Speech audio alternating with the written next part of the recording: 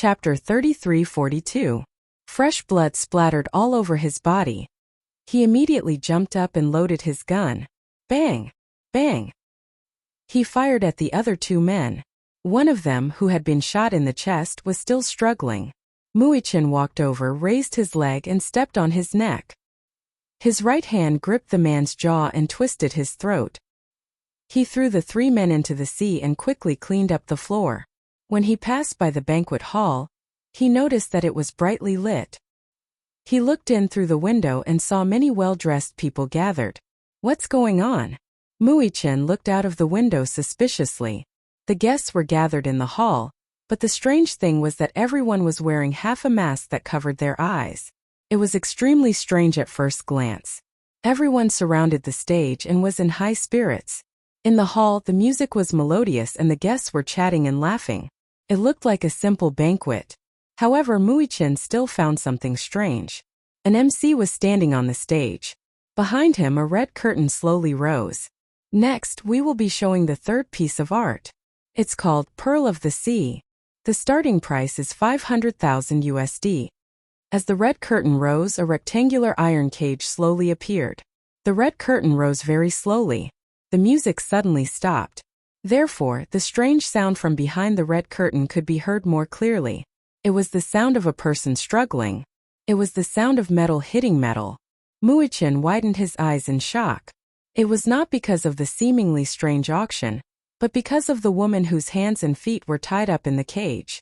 The woman's four limbs were tied up. Her face was also covered with a mask.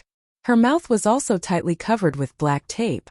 She had obviously regained consciousness and realized that she was tightly tied up.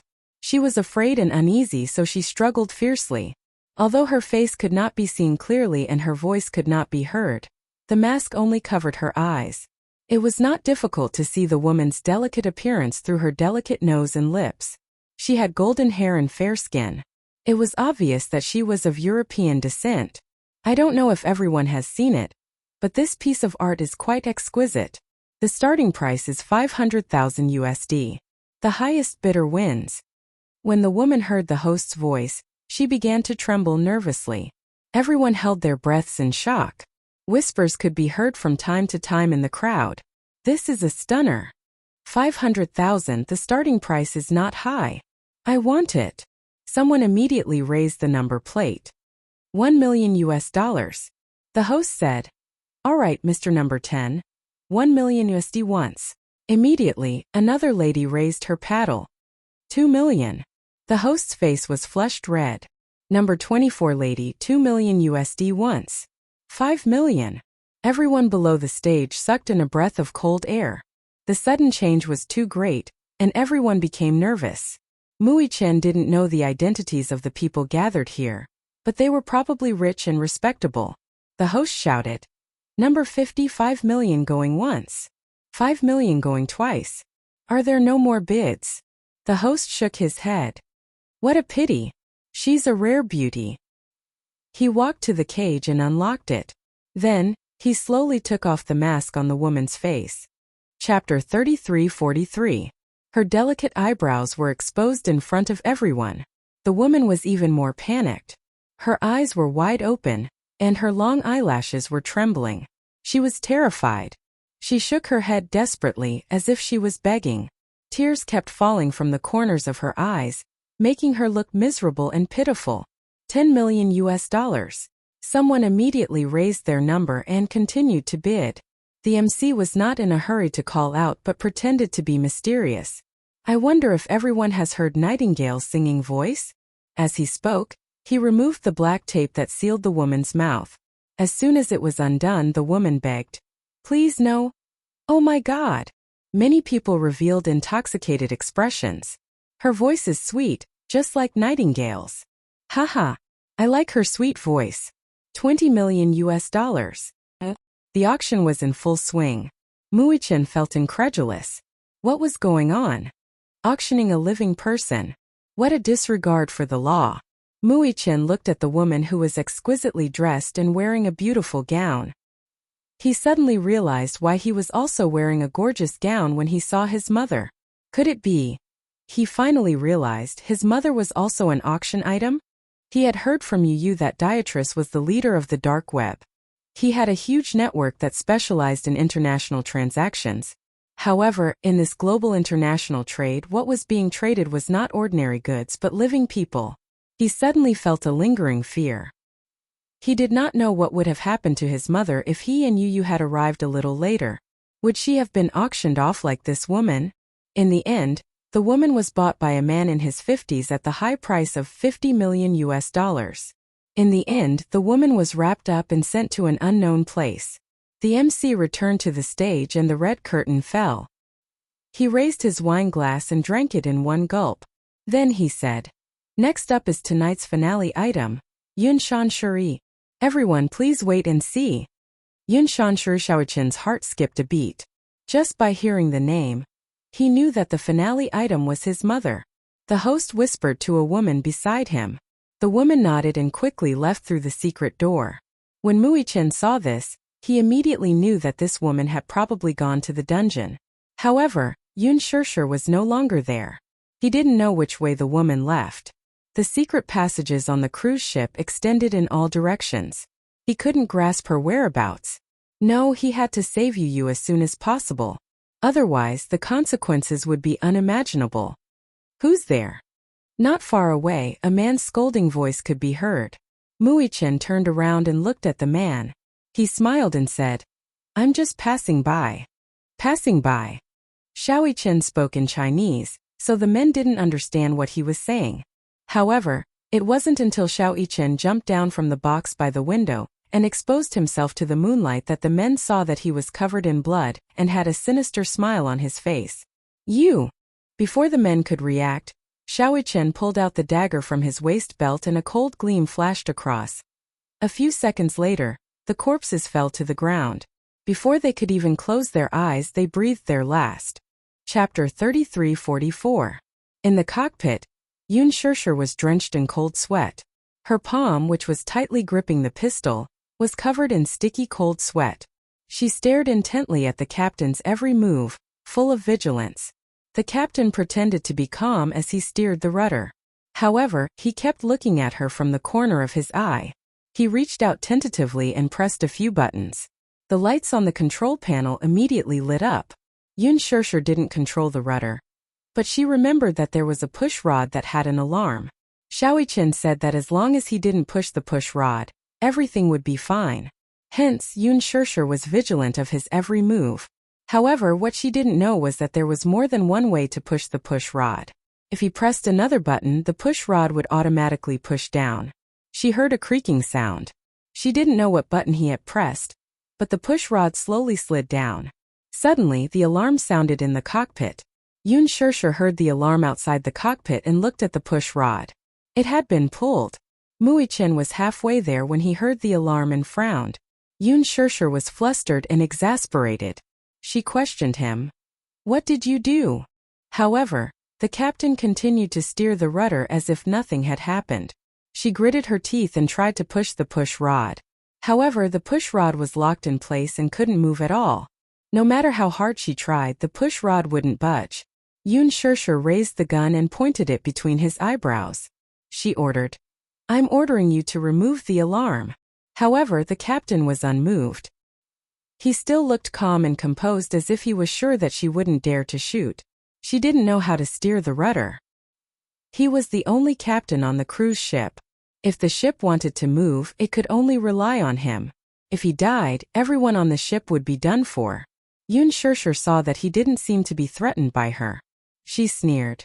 "Do you think I won't dare to shoot?" She loaded the gun and pulled the trigger. The captain glanced at her from the corner of his eye and waved his hand abruptly, causing her gun to fall to the ground. She was caught off guard and fell to the ground with a kick. She felt a sharp pain in her chest, and the pistol slipped not far away. She immediately got up and wanted to pick it up. The captain stepped hard on the back of her hand. Yun Shirshir cried out in pain and her face turned red. One of his hands was handcuffed, but the other hand was free. He immediately reached out to grab the pistol. Based on the current situation, if he were to obtain the gun, then the situation would be one-sided. She would definitely die in the hands of this man. No. How could Yun Shirshir let him have his way?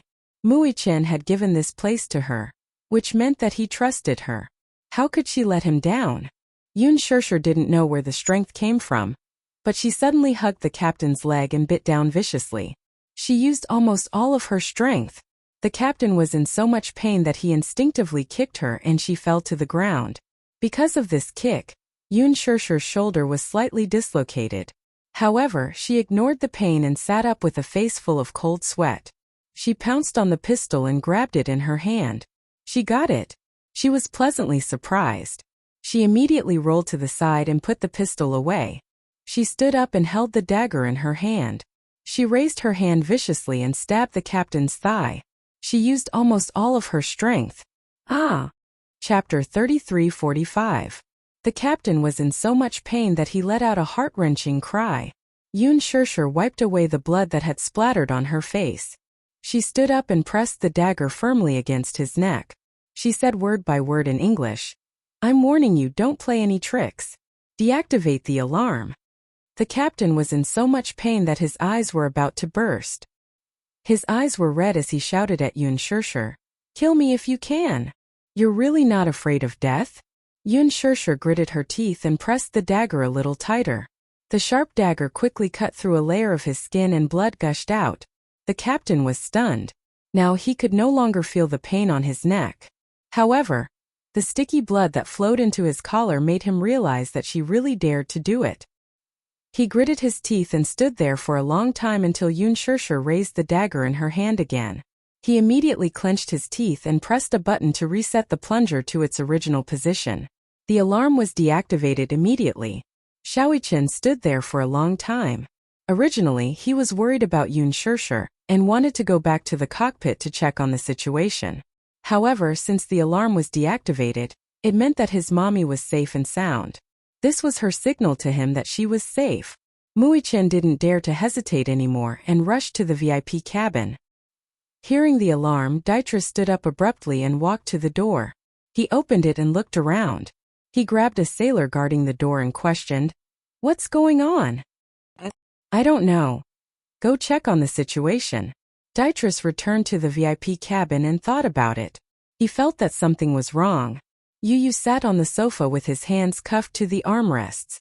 He couldn't move. When he heard the alarm, he also felt that something was strange and was a little confused. What was going on? Did something happen to his mommy and Xiaoi Chen? He was a little worried. While he was lost in thought, Dietrich walked up to him and grabbed him by the collar. He questioned, "You dare to play tricks with me? I'll take your life." "Dietrich, are you joking?" Facing him, Yu was not flustered. Instead, he coldly retorted, "We have 2 children and my mother. What tricks do we have to play? I've been thinking about something. You 2 kids actually dared to board my ship. That in itself is inconceivable. I don't have any weapons on me. How can I pose any threat to you?" After pausing for a moment, Yu said calmly, "Dietrich, I didn't expect you to be so cowardly." Yu's unconscious provocation completely angered Dietrich. He raised his hand and punched him hard. Yu's palm-sized face was slapped to the side. Just as he was about to hit him, the panicked voice of his men came from the door. "Boss! Oh no, he's gone." Dietrich suddenly came back to his senses and glared at him. "What do you mean? The finale of the auction is missing." Dietrich was furious. "Gone? How could he be missing? We sent people to the dungeon, but they only saw a few corpses. The person you wanted is no longer there." "Impossible!" Dietrich shouted in anger. "How could this be?" He sent a few strong men to guard one person. There were 2 locks, one of which was a linkage. Once the handcuffs on Yun Shirshir's hands were opened, it would activate the bomb. Chapter 33:46. How did she disappear for no reason? The lock on the cage was pried open. Inside the cage we found handcuffs and a dismantled bomb. Bomb! Yu turned pale with fright when he heard this. How could Dietrich be so ruthless as to tie a bomb to mommy? However, when he heard that the bomb had been dismantled, he was relieved that Xiaoi Chen must have dismantled the bomb. Dietrich walked in front of his subordinate in disbelief. His face was red with anger. "What did you say? Don't tell me that an 8-year-old child dismantled a bomb with his bare hands." He paused as he thought of the alarm. He reacted quickly and shouted, "Go check the cockpit." Yes. The man was so frightened that he scrambled away. Dietrich returned to the room and walked over. He grabbed Yu and threw him to the ground. Then he stepped on his chest and stomped on it. "Brat! I knew that you wouldn't be simple if you dared to trespass on my cruise ship. I've underestimated you. I didn't expect you to be so capable." Yu's chest was being stomped on so hard that he couldn't breathe. His face was red and his forehead was sweating profusely. He gritted his teeth and his eyes were bloodshot. It was difficult to distinguish between red and green on his fair face. Dietrich seemed to feel that it was not enough to vent his anger, and he threw another punch. An adult's strength was not something an average child could handle. Yu was weak and couldn't take the second punch. Hence, he was already in a daze after the second punch. His gaze wandered and a sticky liquid flowed from his nose. He raised his hand and wiped it away forcefully. However, he sneered, "Dietrich, you've lost." Dietrich glared at him. "Shut up. You pitiful little bug. How can you be so arrogant when you're about to die? Do you believe that I can crush you to death?" Behind him, the cabin door was kicked open. Dietrich turned around in shock. Before he could see who made the sound, he heard a loud bang. The two subordinates that Dietrich had ordered to check the situation in the cockpit were kicked in by Xiao Chen. Dietrich took a closer look and saw that the two of them were no longer breathing. They lay limp on the ground, completely dead. Yu. When Xiao Chen saw Yu lying on the ground and her clothes covered in blood, his eyes turned red. He pulled out his gun and was about to load it when Dietrich immediately dodged. Bang! Bang! 2 gunshots rang out. One shot, aimed at Dietrich's calf, went through the muscle. The other bullet was aimed at the handcuffs on Yu's head. The bullet accurately broke the handcuffs, and Yu immediately regained her freedom. Their pistols had already run out of ammunition. Xiao Chen threw the gun aside and rushed over. He carried Yu and checked his injuries. "How are you?" Yu smiled weakly and only cared about comforting him. I'm fine. Fine. How could he be fine? He lost so much blood. Xiao Chen's hands trembled with heartache. He hugged Yu's shoulders in frustration and said in a choked voice, "I'm sorry I'm late." Behind them came the sound of stumbling footsteps. Chapter 33:47. Xiao Chen looked back and saw that Dietrich had been shot in the leg. Dietrich had pounced behind him with a machete in his hand and was about to slash it at Xiao Chen. "Be careful." Yu did not know where he got his strength from, but he pushed him away harshly. Seeing that the machete was about to cleave little Ichen's neck, he subconsciously reached out to block it. A crisp sound was heard. The amethyst necklace on Yu's wrist happened to block the sharp blade. However, the necklace broke and the amethyst crystals fell to the ground. A necklace! Yu's eyes were filled with panic. Even when he was tortured by Dietrich just now, he did not show any signs of nervousness. When he saw the necklace break, he instantly felt helpless and panicked. He reached out to catch the broken crystals. The amethyst crystals fell to the ground. This was given to him by Xiao Chen. They each had a necklace, but he had broken it. At that moment, his mind was filled with the necklace and he did not care about anything else. Xiao Chen saw that the necklace was broken and his eyes were filled with hatred. He quickly got up and snatched the machete from Dietrich's hand. He slashed Dietrich's thigh and accurately severed the meridians in his thigh. Dietrich clenched his teeth and groaned in pain. He immediately stood up again. Muichin got up and kicked him in the chest. With a thud, he staggered and knelt on the ground. "Dietrich!" yelled little Ichin through gritted teeth. Grabbing his brother's collar, he raised his fist and was about to give him a painful punch when he heard the man's words. However, Dietrich suddenly stretched out his hands and clenched them into fists. Between his fingers were 2 thin and long steel needles. They were thick and long, and they were aimed at Xiao Chen's abdomen. Muichin quickly grabbed both of Dietrich's hands, but it was too late. One of the steel needles pierced his abdomen. Ugh! Muichin's body swayed slightly. Because of this stab, he subconsciously curled up his body in pain. Dietrich seized the opportunity and viciously punched Xiao Chen's body. Like a thin sheet of paper, Xiao Chen's body flew several meters away and fell to the ground. Dietrich slowly stood up and walked towards him. Xiaoqian straightened his body with great difficulty. He covered his bleeding abdomen and stared at him with a burning gaze. He watched as he picked up the scimitar from the ground and charged towards him. Die! Dietrich roared, but just as he raised his hand, Yu raised the vase in her hand and smashed it at the back of his head. Bang! The vase shattered. Dietrich shuddered violently. His grip loosened, and the machete fell to the ground. Wuxia immediately stretched out his leg, hooked it over and held it tightly in his hand. The next moment, the man fell to the ground weakly and fainted. Yu stood up and walked in front of Xiaoqian. She stretched her hand out to him. Looks like Big Brother isn't omnipotent. You can't do it without me. Wuxia smiled at him and said, Yeah, I can't do without you, Yu. He extended his hand and the two little lads held each other's hands tightly. Chapter 33:48. How is it? Is it serious? Wuxia shook his head and comforted him. It's okay. It's just a small injury. Yu was still nervous. Xiaoqian said helplessly, Yu, I've suffered worse injuries before. It's okay. Don't worry, okay? Okay. Yu nodded, but he looked guilty. Xiaoqian wiped his hands on his trousers until the blood on his hands was clean. He then reached out and patted his head gently. Then he stood up, walked over to Dietrich and took off his tie.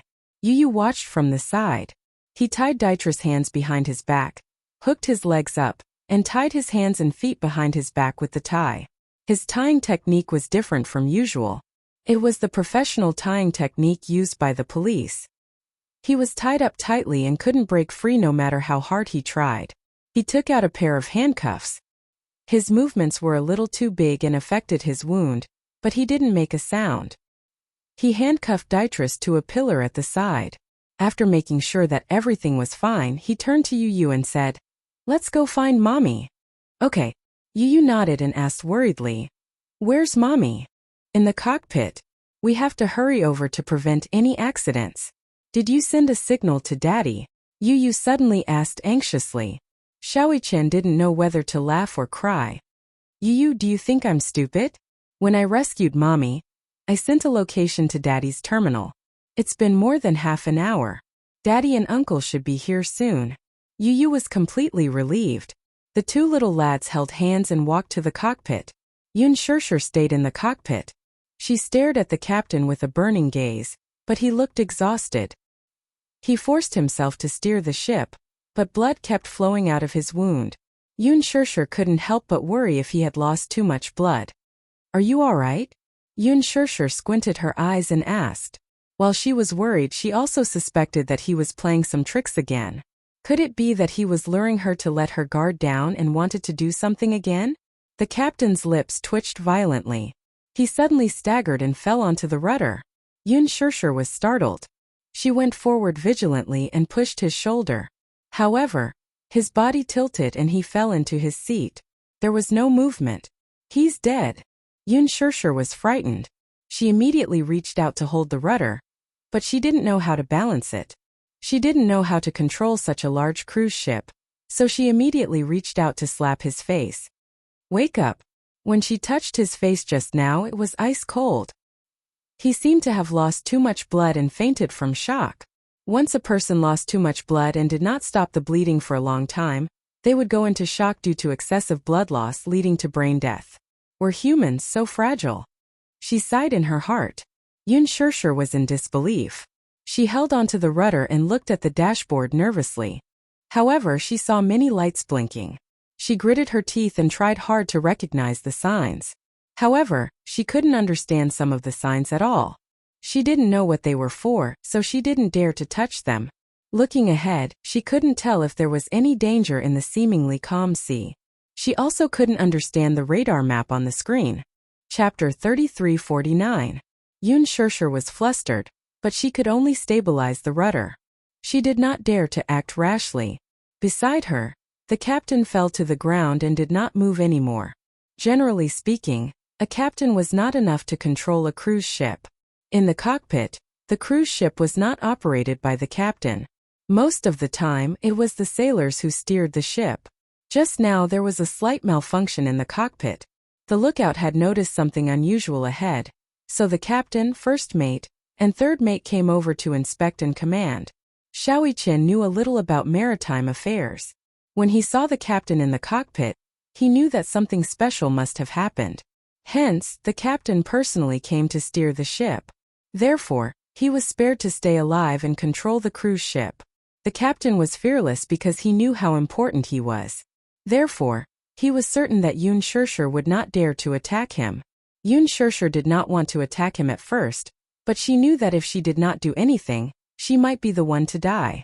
However, the current crisis was that without a sailor at the helm, there were often many uncertainties. Under normal circumstances, without anyone steering the ship, the cruise ship would drift on its own without any accidents. However, this was under normal circumstances. However, the cruise ship had a fixed route at sea. Only by following the fixed route could they avoid many dangers. The sea was huge, so huge that it was unimaginable. 70% of the world was made up of the sea, and people's control of the sea was still very limited. There were many dangers at sea that were hard to predict. If they deviated from the route, it was a small matter. If they could not avoid the storm, the ship could capsize at any time. Now she was the only one in the cockpit. Yun Shishir was overcautious. Just now, she had seen how the captain steered the ship. The controls were complicated and there were many things on the dashboard. She could not tell what was what. The layout of the cruise ship was different from that of a car. She could not understand it just by looking at it. At this moment, an alarm suddenly sounded from the screen. The red light kept flashing. Yun Shishir walked over and looked at the screen. However, she saw a bunch of random codes on the screen. She was confused. She thought it was English, but after looking at it for a long time, she couldn't understand what the series of numbers on the screen meant. On the screen there was only a vague route. After the red light flashed for a long time, Yun Shishir didn't dare to touch it. Not long after, a red-framed exclamation mark jumped up in the upper right corner. What happened? Yun Shishir was so anxious that she broke out in cold sweat. The alarm in the cockpit attracted the attention of the second mate, who was in another cabin. He saw that the door was locked and became suspicious. He approached the door and looked inside. He was shocked. Inside the cockpit, several corpses were strewn all over the floor. Blood was everywhere. Yun Shishir heard the commotion at the door and turned to look at it. She saw a sailor-like man blocking the door. Startled, she took a step back and subconsciously tightened her grip on the pistol in her hand. Her eyes remained vigilant as she stared at the door from start to finish. Open the door. The man outside the door shouted for the door to be opened. Yun Shishir was not stupid enough to open the door for her. There's an anomaly ahead that has triggered the alarm. Let me in. Chapter 3350. She raised her gun and aimed it at him. When the sailor outside the door saw that she had a gun, he raised his hand instinctively and explained, I just came to check on the situation. I hope you know that if the ship is in danger, we will all die. I know. Yun Shishir gulped nervously. I'll let you in, but don't threaten me. Otherwise, I'll definitely kill you. The sailor nodded in fear. Yun Shishir aimed her gun at him as she reached out to open the door. However, she realized that the door was locked from the outside. When the second mate saw that the door was locked from the outside, he immediately reacted. He took out a bunch of keys from his pocket, found the key, and inserted it into the lock. From the beginning to the end, Yun Shishir aimed her gun at him vigilantly. The moment the door opened, the sailor pounced on her. Yun Shishir was caught off guard and fell to the ground. Just as she was about to shoot, the man punched the corner of her mouth. Bam! She was caught off guard. She arched her body in pain, but she hugged the gun tightly to prevent him from snatching it away. The sailor pulled out his knife from his waist and held the handle. Just as he raised his hand suddenly, the ship suddenly let out an ear-piercing creak, and there was a strong turbulence. It was as if the entire ship was quaking and the mountains were shaking. Yun Shishir was shocked. She only felt that the entire ship was still shaking as if the world was turning upside down.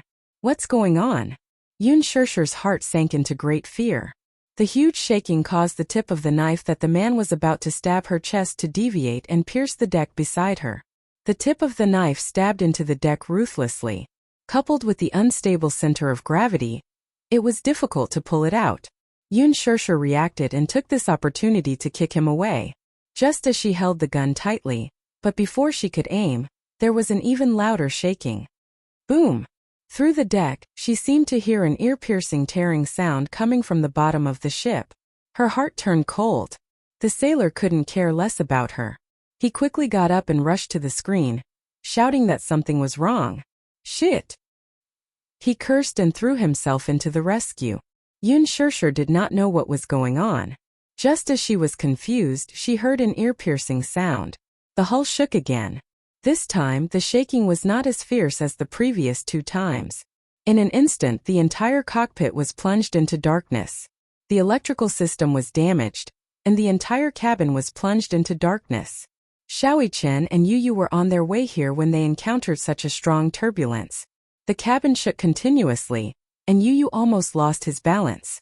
Xiaoyi Chen immediately reached out to support him. What's going on? Yu Yu looked around nervously. Under the dreary moonlight, the waves crashed against the hull of the boat. Xiaoyi Chen walked to the railing and looked down.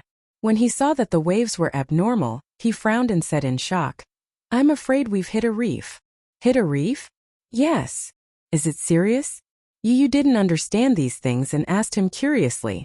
He suddenly realized that he didn't know everything. He also realized that sometimes he needed to rely on Xiaoyi Chen. Xiaoyi Chen nodded solemnly and said worriedly, "From the looks of it, it must be very serious. A ship accidentally hitting a reef could be a serious matter." Chapter 3351. There were 2 types of rocks, soft rocks and hard rocks.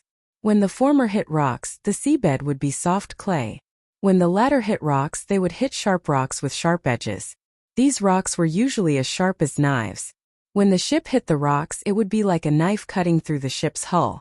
The waves were so rough, which meant that the rocks were very big. The ship was traveling at high speed, so it was very risky for it to hit rocks at such a fast speed. When Xiaoyi Chen saw that the ship had stopped, he knew that the bottom of the ship must have been cut. Once the ship's hull was cut open, the bottom of the ship would be torn apart by the rocks and water would enter the ship. If water entered the hull, it would cause the ship to capsize and sink to a certain extent. Xiaoyi Chen looked at Yu Yu anxiously. "I'm not sure how serious the situation is, but I'm sure that the ship hit rocks and the water entering the hull affected the electrical system. This means that the bottom of the ship has been cut open. We have to find Mommy as soon as possible, and then find a lifeboat to take Mommy away from this ship." "You mean this cruise ship could sink at any time?" "Not at any time. It can't sink immediately, but," Xiaoyi Chen said each word seriously and affectionately, "we don't have much time left." Yu Yu also became nervous. She nodded and ran toward the cockpit. Along the way, the ship kept shaking. The originally brightly lit banquet hall suddenly fell into darkness. The band members also stood up curiously. The music stopped abruptly, and the sudden silence made everyone even more nervous. The unexpected circuit failure caused everyone to fall into a panic. "Help! Oh my God, what's going on? Did something happen?" In the banquet hall, the guests were screaming nervously, and the scene was in a mess. The screams were hoarse, and there was a hubbub of voices. Accompanied by the sound of tableware falling and shattering, many people scrambled to run towards the door. At the most desperate moment, the selfishness of human nature was exposed. Many people rushed forward, but because it was dark, they couldn't see anything clearly. The banquet hall was completely enclosed, so there was no light and they couldn't see their own fingers. People followed their instincts and ran to the door like a flock of frightened headless flies.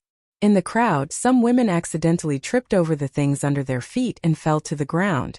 They wondered if it was because of the shaking of the ship that they lost their balance and fell, but no one was willing to help them.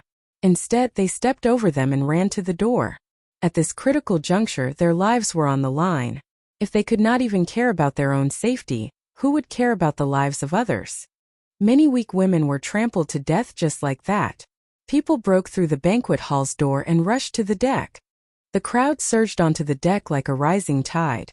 Xiaoyi Chen and Yu Yu happened to pass by the banquet hall. When they saw people running towards the deck, they immediately hugged Yu Yu. "Be careful." Yu Yu was pulled into his arms. Then they saw the black mass of people running out of the banquet hall. At this moment, the ship shook again and started to tilt slightly. The people who were running towards the deck suddenly lost their center of gravity and stumbled in the direction of the tilt. There was nothing to hold on to. Chapter 33:52. Some of them were lucky. Even though they were nervous, they managed to grab onto the railing in time. Some of them panicked and didn't know how to react. They crashed into the railing and fell into the sea. Ah! Screams erupted from the crowd. Seeing people fall into the sea, they became even more nervous. Xiaoqian held on to Yu Yu's hand tightly and groped in a direction with fewer people. Yu Yu was very calm, and so was Xiaoqian. They knew very well that the most important thing was to stay calm. If they panicked, they wouldn't be able to do anything. The two little lads held hands tightly and weaved through the crowd. It was only when they left the area of the banquet hall that there were fewer and fewer people. Quite a number of sailors walked toward the cockpit. As they got closer to it, Yun Shishir's voice was suddenly heard from a corner. Yu Yu. Xiaoqian. Yu Yu was the first to hear it. Xiaoqian heard it as well. Both of them stopped in their tracks and looked towards the source of the voice. They saw Yun Shishir running towards them. She hugged them anxiously and looked them up and down. She saw that Yu Yu and Xiaoqian had different degrees of injuries on their bodies. Yu Yu's face had some bruises.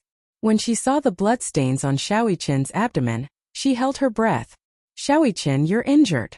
Xiaoqian comforted her. Mommy, don't worry. The blood isn't mine. He lied to her on purpose to comfort her. He didn't want her to worry, especially at a time like this. Yu Yu said strangely, Mommy, why are you here? Xiaoqian said that you were in the cockpit. Xiaoqian suddenly realized something and asked suspiciously, Is the captain dead? Yun Shishir nodded guiltily. I stabbed him. I don't know if it's because I injured his arteries, but he lost a lot of blood and fainted. He's no longer showing any signs of life. I shouldn't have hit him so hard. Is he trying to kill you? Xiaoqian's eyes flashed dangerously. Yes. If that's the case, Mommy, you don't have to blame yourself. He deserved to die. After pausing for a moment, Xiaoqian continued. I suspect that the ship has hit a reef and there's a big hole in the bottom of the ship. Most likely, water has entered the ship and caused it to tilt. I'm worried that the boat will capsize soon. Capsize? She sucked in a breath of cold air. What should we do? Xiaoqian said. Let's find a lifeboat and leave this place. Mommy, don't be afraid. There's still time. We can make it. Where is the lifeboat? Under normal circumstances, it should be on the left and right sides of the Xian. I haven't seen it on my way here. I'll go to the stern to take a look immediately. All right. Yun Shishir nodded. Yu Yu suddenly grabbed Xiaoqian. The latter turned around with a puzzled expression and asked, What's wrong? Dietriss's VIP cabin is in the middle. Yes. Then will he place the lifeboat at the stern, which is far away from the middle? Yu Yu narrowed his eyes suspiciously. Xiaoqian heard this and seemed to have woken up from a dream. The lifeboat should be near the VIP cabin. Xiaoqian grabbed Yun Shishir and Yu Yu's hands and said, Let's go back. The three of them walked through the chaotic crowd. When they arrived near the VIP cabin, they saw Dietriss walking toward the right side of the ship, surrounded by his subordinates. Chapter 33:53. After they left, a few of his subordinates rushed over and untied him. As if he knew that the cruise ship had hit the rocks and was about to go silent, Dietrich hysterically ordered his subordinates to release the lifeboats. Yu Yu had hit his head with a vase, so even though he had regained consciousness, he looked groggy and not very clear-headed. Hearing footsteps on the deck, Dietrich turned his head and saw Xiaoqian and Yu Yu. He was so frightened that he staggered and fell to the ground. When he saw Xiaoqian, he seemed to be especially frightened. He kept retreating and pointed at Xiaoqian with a trembling finger. He shouted at the top of his lungs, Kill them! Don't leave them alive, kill them! Yu Yu was stunned. She knew that Dietrich had gone completely crazy. He probably knew that Xiaoqian's abilities were extraordinary, so he wanted to kill them at all costs. However, Xiaoqian was injured. His abdomen had been stabbed by Dietrich's hidden weapon.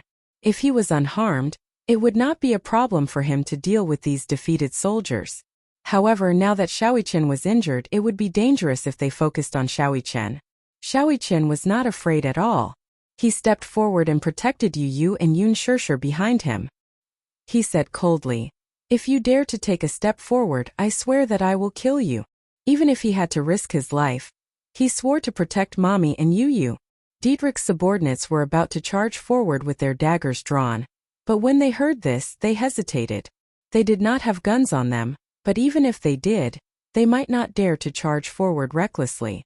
If they had guns, they would still have some confidence. However, if they were unarmed, they would not have any chance of winning if they fought barehanded. Some of these people had experienced Xiaoqin's terrifying skills before. It was hard to imagine that such a small body of a child actually contained such powerful energy. Even though the one standing in front of them was only an 8-year-old child, his gaze was piercingly cold, and his entire body seemed to be bathed in blood.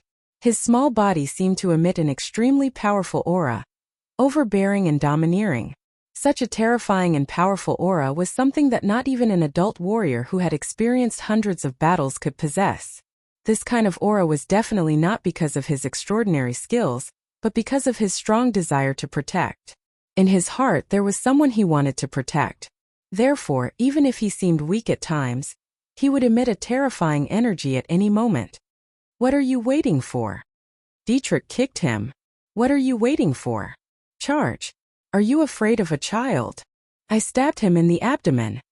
After a pause, Dietrich gritted his teeth and said, "Focus on where he's injured and attack his vitals." His subordinates looked at each other before hesitantly pouncing on Mui Chen. Xiaoqin pushed Yu away and said to him, "Protect Mommy." Yu nodded and held Yun Shirshir's hand as they dodged to the side. Yun Shirshir was worried about Xiaoqin.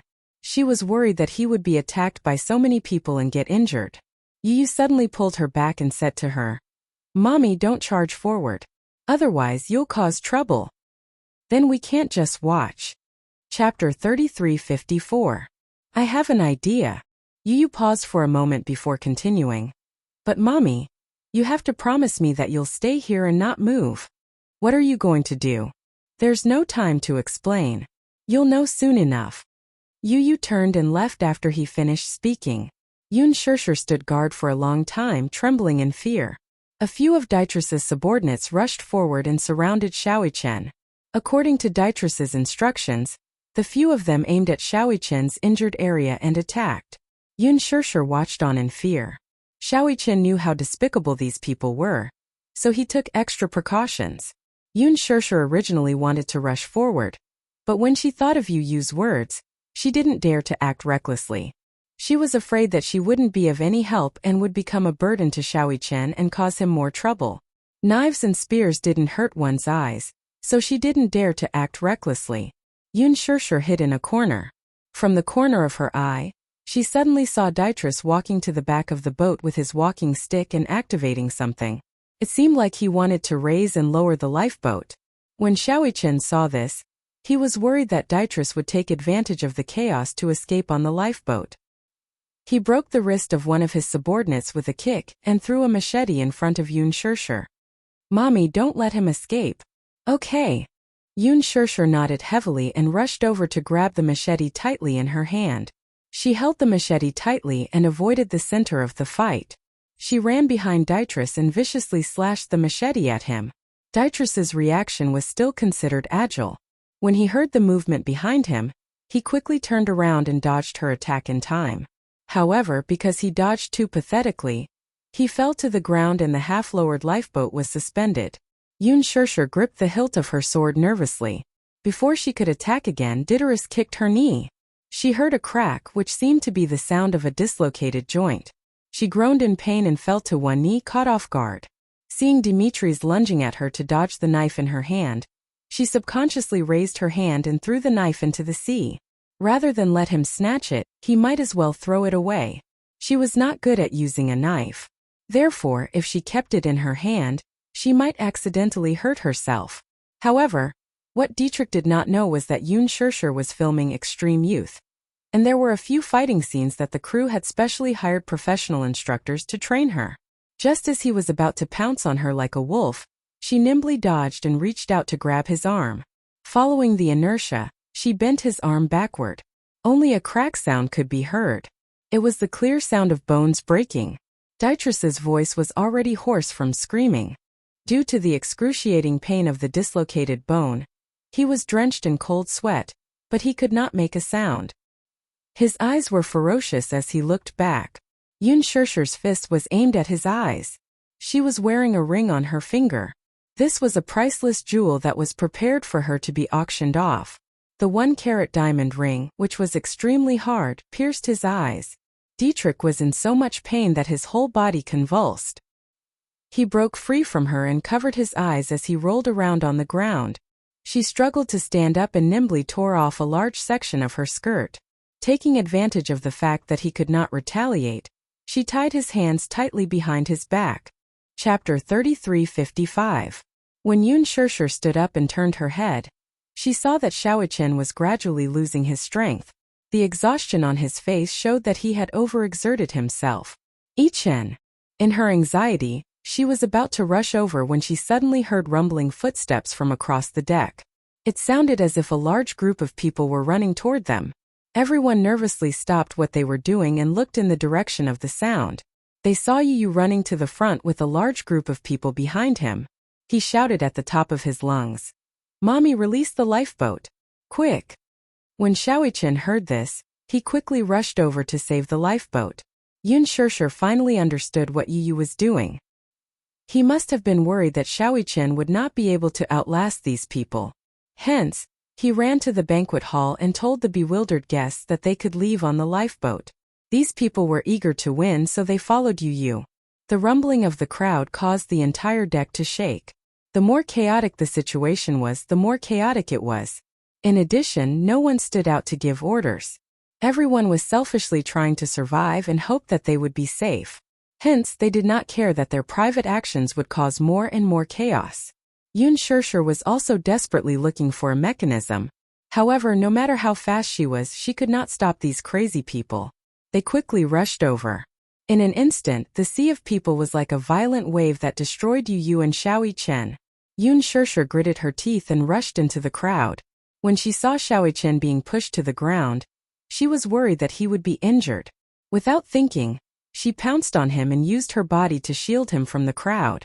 When Yu saw Yun Shirshir protecting Xiaoqian, he pounced on her with heartache. He hugged Yun Shirshir's back tightly and shielded her. Even though the crowd was surging, he did not let go. Creak. Due to the excessive number of people surging towards the bow of the ship, most of the weight was placed on the bow of the ship. In an instant, the cruise ship tilted too much in a certain direction, causing the middle of the ship to show signs of cracking. Along with the tilt, many people were caught off guard and fell into the sea. Some of their heads fiercely hit the poles and fell into the sea, creating a pool of blood. Yun Shirshir hugged Muichin tightly while Yu hugged her.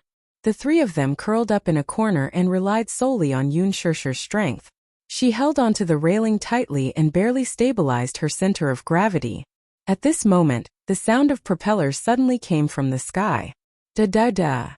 The dark night sky was suddenly illuminated by the light from the helicopter. In an instant it was as bright as day. Everyone looked up at the sky. The cabin door of the helicopter opened, and a ladder was thrown down from the cabin door. Several fully armed mercenaries jumped along the ladder and landed steadily on the deck, raising their submachine guns. Sparks flashed at the muzzle of the gun. In the blink of an eye they killed their way out. Yun Shirshir did not know where these mercenaries came from. Seeing that they killed people without hesitation, she thought that they were Dietrich's subordinates. She immediately hugged Xiaoqian tightly in her arms, fear in her eyes. When Yu saw the logo on their uniforms, a calm smile suddenly appeared on his face. He suddenly stood up and was about to walk towards them. Yun Shirshir pulled him back nervously. Yu, what are you doing? Mommy, don't be afraid. Yu smiled and comforted her gently. It's okay. They are all my subordinates. What? Chapter 33:56. Yun Shirshir was stunned. She looked at the row of valiant soldiers behind Yu and her mind went blank. Subordinates? Yu turned around to face them. The smile on his face faded as he said coldly, "Why are you only here now?" The three soldiers immediately knelt on one knee. Their tall and strong bodies were much taller than Yu. However, such strong mercenaries were actually kneeling in front of a child. The leader said in a low voice, Sorry, sir. We were a step too late. Their appearance greatly controlled the order of the scene. When the crowd saw them, they did not dare to act recklessly. They quickly retreated, afraid that they would infuriate them and become cold corpses like the people they had killed. The helicopter slowly descended. The crowd moved aside, and the huge helicopter landed steadily on the deck. The propellers slowly stopped. Wuxia suddenly appeared at the cabin door. He jumped down and his gaze fell on her. When he saw her hand, he frowned and quickly walked over. When Yunshursher saw him, she suppressed all her grievances and forced a smile. He walked in front of her and half knelt on the ground. He held her shoulders tightly and looked at her from head to toe. She was worried that he would mistakenly think that she was seriously injured, so she quickly clarified, "This is not my blood." Wuxia clearly did not believe her. Only after he did a cursory check and confirmed that the blood was not hers did he relax slightly. In Yunshursher's arms, Shaoqin's body was slightly curled up. Due to his vigorous movements, the wound on his abdomen opened up again and blood stained her body. Shaoqin was obviously seriously injured. Hence, his eyelids were heavy. When he vaguely heard Wuxia's voice, he was relieved. However, he soon fainted. Yu quickly said, "Daddy, we can't stay here for long. The cruise ship has hit a reef and the hull is damaged. It will sink soon." Wuxia frowned. Yu continued, "Shaoqin's abdomen is injured. Daddy, he has lost a lot of blood and needs immediate surgery." Understood. Wuxia took Shaoqin from Yunshursher's arms. He stood up and walked towards the cabin door. When he turned around, he saw that Yu did not follow him. Wuxia turned around and said in confusion, Yu, get on the helicopter as soon as possible. Daddy, how many mercenaries did you bring? 3. This helicopter can carry 5 people. Pilot Yu, Shaoqin and Mommy. Mommy, I will send a mercenary to protect you. Let the mercenary stay. Wuxia said. You get on the helicopter. No. Yu glanced at Dietrich, who was unconscious on the deck. His gaze turned cold. I don't care about the others, but I have to take this old man with me. I still have a score to settle with him. He was worried. Dietrich was cunning and he had to keep an eye on him. The crew was evacuated separately to ensure their safety. Wuxia naturally did not agree. How could he leave him alone? No. Chapter 3357. Wuxia finally agreed. Yu smiled, walked forward, and stuffed a purple crystal into Shaoqin's clenched fist. In the rush of the crowd, many of the purple crystals had been squeezed out and rolled around. However, he held them tightly. There were still 2 left. These were gifts from Shaoqin. Now, he gave them to him as a possession talisman. Yu was really worried about Shaoqin. Therefore, he hoped that Wuxia would take Shaoqin away as soon as possible for treatment. Yunshursher said, Yu, I'll stay with you. Mommy, be good and listen to me. I'll be fine. You'll only make things worse if you stay. After all, it's more troublesome to protect 2 people than 1. As he spoke, he took a few steps back and waved his hand. Wuxia hugged Yunshursher's shoulders and brought her onto the helicopter. When the people on the deck saw this, they mustered their courage and walked toward the helicopter with hope of survival. A few mercenaries stepped forward and stood in front of Yu to protect him. They raised their submachine guns and fired at the deck. Everyone retreated a few steps in fright and could only watch helplessly as the helicopter slowly ascended and left. Yu sighed and turned around to look for something on the floor. When the mercenaries behind him saw this, they walked forward and asked curiously, Sir, what are you looking for? I'll look for it for you. No need. You won't find it. I don't even know what I'm looking for. I'll look for it myself. As Yu spoke, he lay on the floor and carefully looked for it. What he said just now was just an excuse. He stayed because he wanted to find the remaining purple crystals as soon as possible. He turned around and searched the deck. Finally, he found a few purple crystals scattered on the floor. He held them tightly in his palm as if they were his most precious treasure. Great! I finally found them. When he got home, he would string them together into a bracelet. He had to make it stronger and protect it carefully. He could not lose it so easily again. In the distance, another helicopter flew over and landed on the deck. The people on the deck were hopeful, but they did not dare to go forward. They were afraid of the two mercenaries beside Yu. They were well built and looked well trained. Moreover, they had guns in their hands. Bullets did not have eyes. Otherwise, they would have gone forward and boarded the rescue helicopter. Another mercenary walked down from the helicopter. Yu ordered him to bring Dyrus onto the helicopter. He planned to bring him back to Hurricane's headquarters to settle the score. And Yu. Only a handful of the people here, Yu. Yu. She's only 3 years old. Hearing this, Yu could not help but feel a little sympathetic for her. The girl in his arms did not know what was going on. She looked at him innocently with her big, watery eyes and sucked on her fingers. Yu looked at her and his heart softened. In reality, he did not plan to save anyone on the ship. Most of the people who entered and exited this cruise ship were rich and ruthless nobles. They took human lives for fun just because they had a lot of money. Chapter 3358. Some of them had lost their conscience, and such people were not worth saving. However, Yu thought of his mother when he saw the innocent child. If it was his mother, she would sacrifice herself to protect him. His heart softened when he thought of this. The woman continued to plead. Please, the child is innocent. Yu was silent for a long time as if he was thinking. Finally, he said calmly, bring the girl onto the plane. The woman's eyes lit up and she immediately handed the little girl over to them, thanking them profusely. Yu boarded the plane and the mercenaries escorted Dyatrus into the cabin. Only then did they realize that Dyatrus had left a suitcase beside him. This old man did not forget to bring money with him, even when he was running for his life. The plane started slowly and the propellers stirred up waves as it slowly rose into the air. When they were in the air and looking down at the cruise ship, Yu realized that the huge cruise ship had broken apart from the middle. Just as Xiaoichen had said, the cruise ship had hit a reef. It was probably a very hard reef that had split open the ship's belly. The bottom of the ship must have been split open. Endless seawater poured into the crack and into the cabin. The bottom 2 floors had probably been submerged by the seawater. The hull of the ship was very long and its buoyancy was affected, causing it to sink continuously. The middle of the ship had also started to break apart due to the imbalance of gravity. Yu sat on the cruise ship with lingering fear. He did not dare to imagine that if his uncle's men had not arrived in time, the cruise ship would have sunk to the bottom of the sea. However, this was not the scariest thing. The scariest thing was the desperate crowd on the ship. In the face of death, the most selfish instincts of human nature were revealed. Perhaps they would not be able to wait until the cruise ship sank and would be trampled to death by the crazy crowd. Yu heaved a sigh of relief.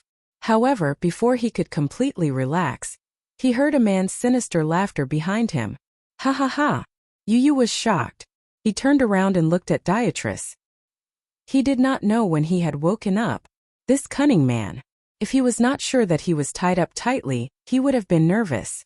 However, he was clearly the one in the most passive position right now, so how could he still laugh? Yu asked coldly. What are you laughing at? Dietrich smiled, revealing a mouthful of sinister teeth. I'm laughing at your naivety. What, do you really think you're safe now?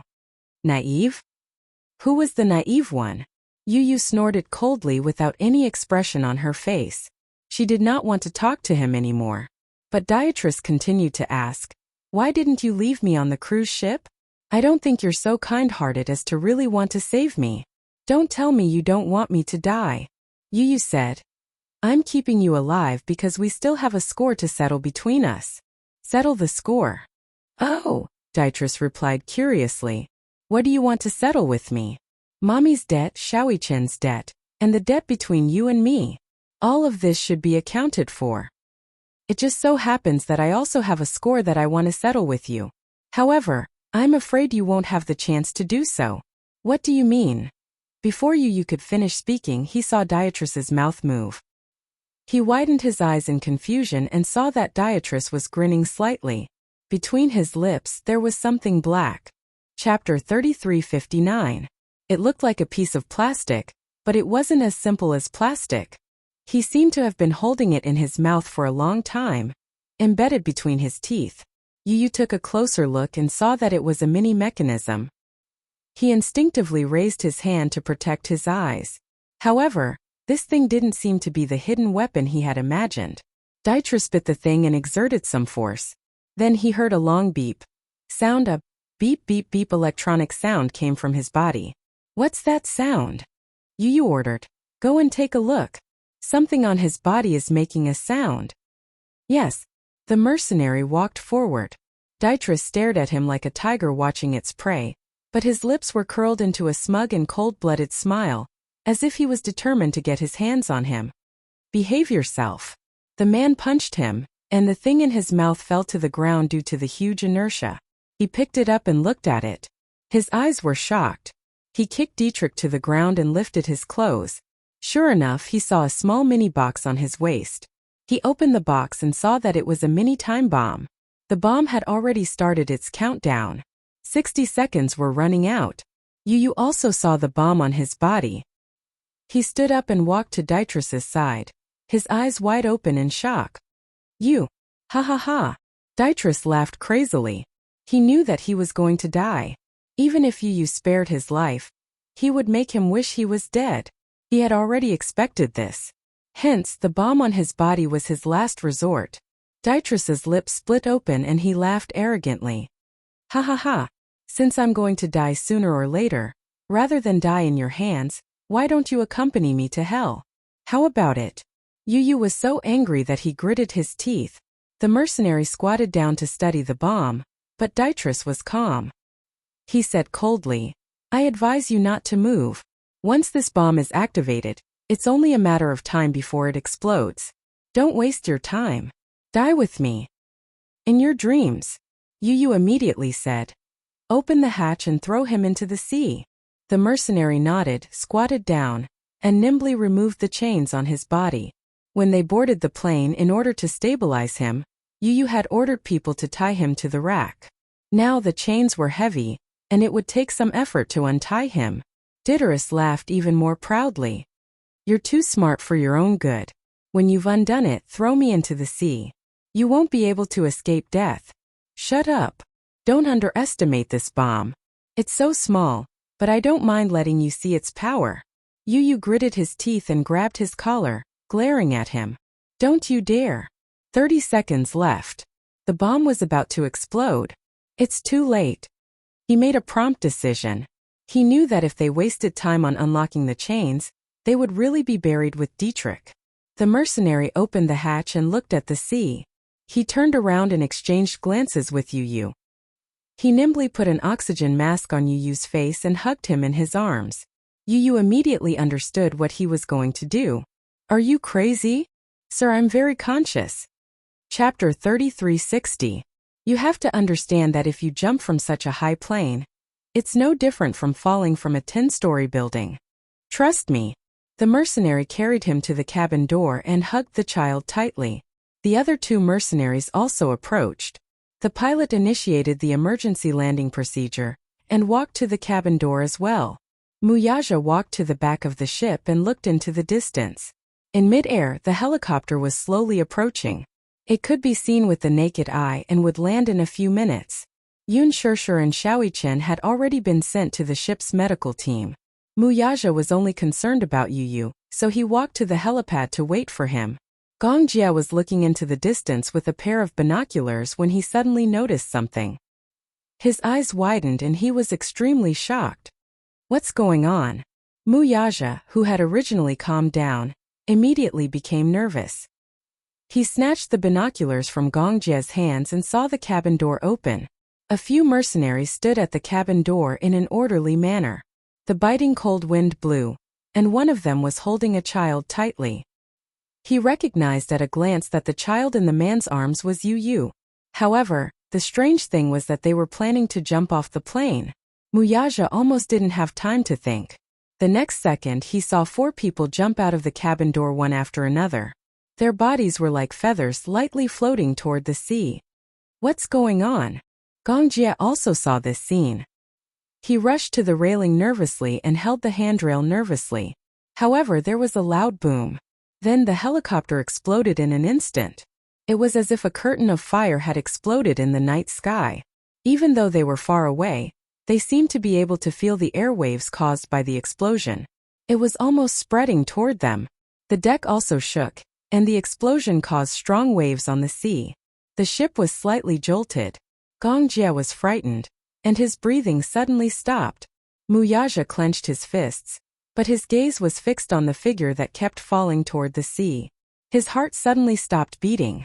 It seemed that the explosion had occurred in the cabin. The entire fuselage shook, and the propeller was broken and scattered. At that moment it was as if the end of the world had arrived. The entire world was gray, and the turbulence was as if the earth was shaking and the mountains were shaking. The tragic fire and a cloud of fire instantly disintegrated the helicopter into ruins, and the black wreckage kept falling toward the sea. Wuxia's eyes suddenly turned red. Yu. Gong Jia was so shocked that his throat seemed to be blocked, and he could not make a sound. No. Yu was hugged tightly to the man's chest. His large palm protected the back of the boy's head as he buried his face in his chest. His large body formed a bundle that wrapped the boy in his embrace. He only felt that the two of them were in a straight parabola, like a sharp needle piercing through the air and piercing into the calm sea. The burning wreckage kept falling, and among them, there was a broken propeller that smashed onto the man's back. There was a loud sound and he seemed to have heard the sound of his back breaking. He was so nervous that he closed his eyes and fell into endless despair. Crash. Chapter 3361. Even though Yu was being held tightly in someone's arms and the impact was reduced significantly, falling from a height of more than 20 meters and hitting the surface of the sea was undoubtedly the same impact as falling from a tall building. He held onto his breathing mask tightly and greedily sucked in the meager amount of oxygen. The mercenary who was holding on to him suffered a huge blow to the head. He suffered from intracranial hemorrhage and died on the spot. Even though he was already dead, he was still holding on to him tightly. Unfortunately, it was this kind of protection. Yu was locked tightly in his arms. As his body fell, he kept falling into the abyss. He was getting further and further away from the surface of the sea. He kept reaching out, but it was all in vain. Mommy? Yu struggled to open his mouth and a string of vague syllables escaped. Daddy? Brother? He kept struggling. His survival instinct made him want to live. More importantly, it was because he was worried about the person in his heart. Yow! The helicopter disintegrated in the air. The burning wreckage fell into the sea and floated on the surface of the sea. The sky was filled with smoke. At 5 o'clock in the morning, the sky was turning bright. The horizon stretched as far as the eye could see. 2 huge armed ships surrounded the area where Yu fell. The aircraft carrier was parked in the center. It lowered its speedboats and started to salvage the area. More than 10 speedboats rushed on the sea, cleaning up the floating oil on the surface of the sea at the fastest speed. A whole hour had passed. So many people had been sent out.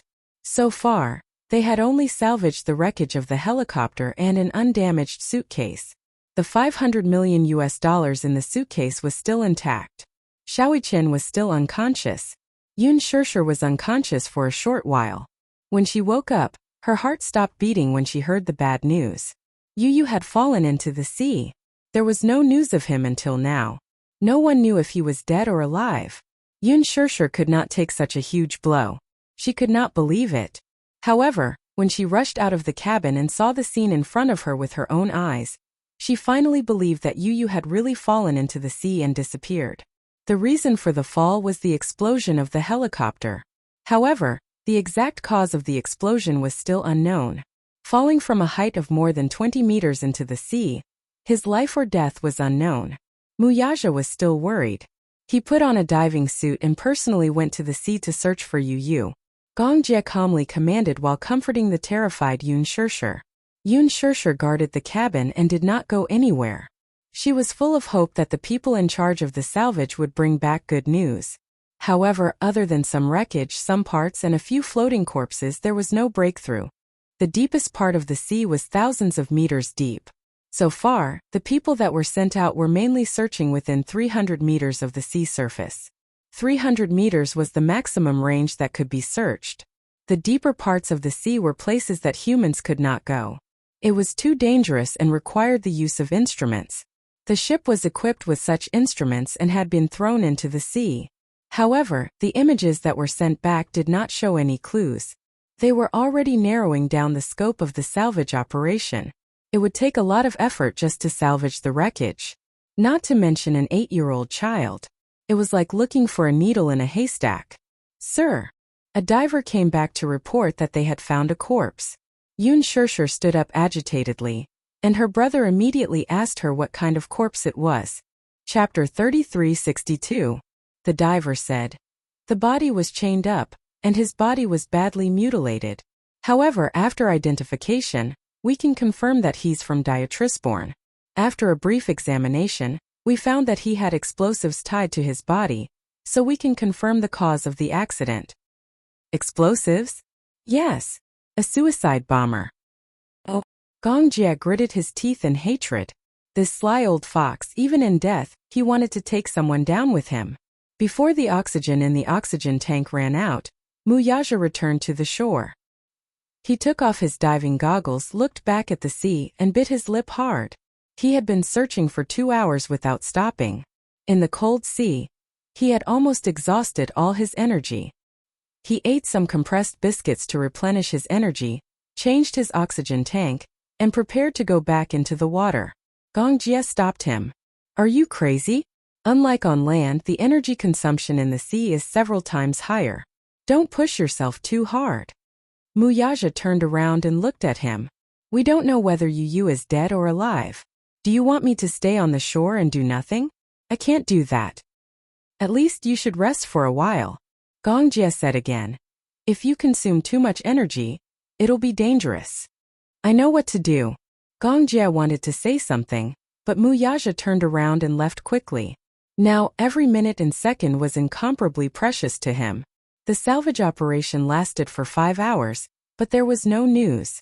The golden rescue period was slowly approaching, and the hope of survival was getting slimmer and slimmer. They found a few more bodies, but other than the bodies of the 3 mercenaries, there was still no news of the pilot and Yu. For a moment they felt that something was amiss.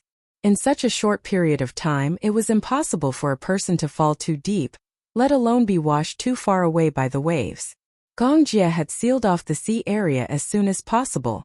Basically, Yu would only be in this area, so how could they not catch him? In the regenerated sea area, a person would not sink because the sea was buoyant. 300 meters was already very deep, and a person could not sink to a few thousand meters in such a short period of time. That would be inconceivable. Where could they have gone? Gong Jia was both anxious and worried. This sudden turn of events had caught him off guard. Yoon Shirshir was already on the verge of collapse. She stood guard on the boat. Even though she was exhausted, she didn't dare to close her eyes.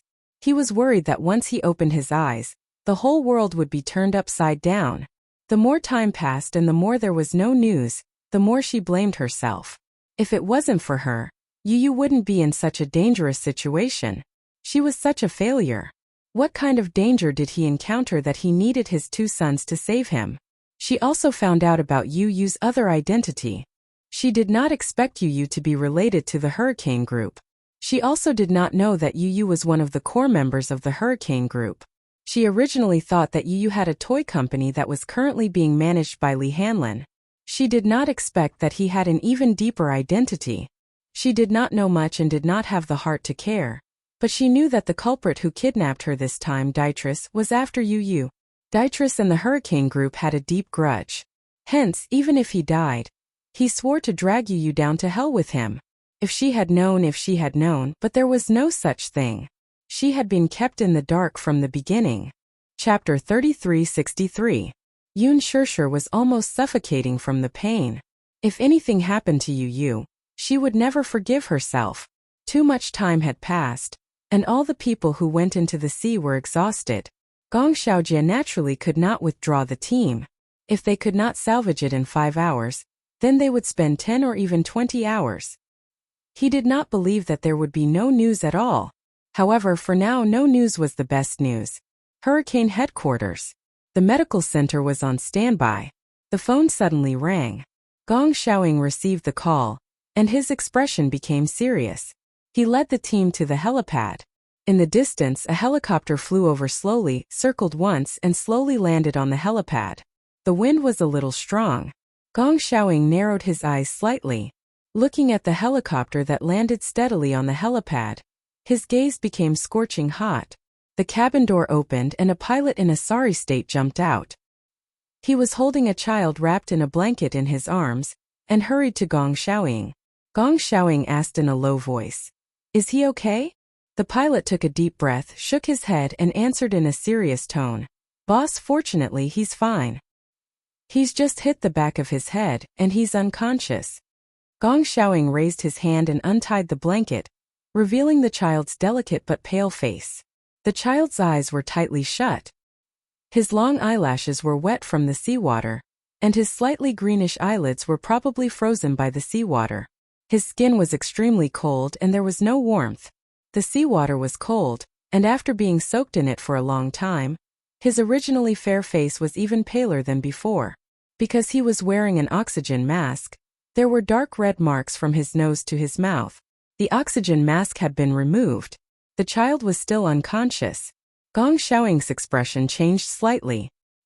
He scrutinized the child's face carefully, and he was a little moved. Similar. Very similar. Those eyebrows, those eyes, that perky nose, they were somewhat similar to Mu Qingqing's. They were similar in appearance and spirit. This child was very much like his grandmother. Especially those eyes, they reminded him of her at first glance. However, due to his injuries he looked extremely weak. Gong Xiaoying was well aware of the child's identity. Other than being his grandson, he was also one of the core people in charge of Project Heaven's Eye. For the past few years, he had been kept in the dark and didn't know anything.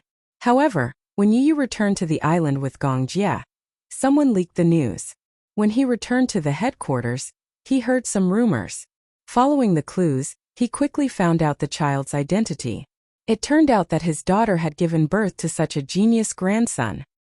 He had never believed that the person who came up with the Sky Eye plan was really an 8-year-old child. What was even more unbelievable was that this child was his grandson.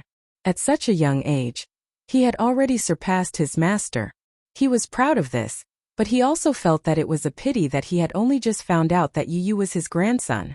He couldn't help but sigh. How is he? Gong Xiaoying's heart ached. He immediately ordered, "Hurry up and send him to the medical center." At the medical center, the operating theater, Alice received the notice and rushed over. However, she was slightly stunned when she saw the child lying on the operating table. This child was not Gong Jie's back then. Gong Jie had threatened and bribed her to keep this secret from Gong Xiaoying. Chapter 3364. Gong Xiaoying was standing in front of the operating table. When he saw her, he called her over. "Alice." "Yes, this is my grandson. I'll hand him over to you. You must cure him." Alice was stunned for a long time until Gong Xiaoying's cold gaze landed on her. She hurriedly nodded and said, "Understood." She did not dare to disobey Gong Xiaoying's orders. Before she came, her subordinates had already done a series of precise examinations on the child.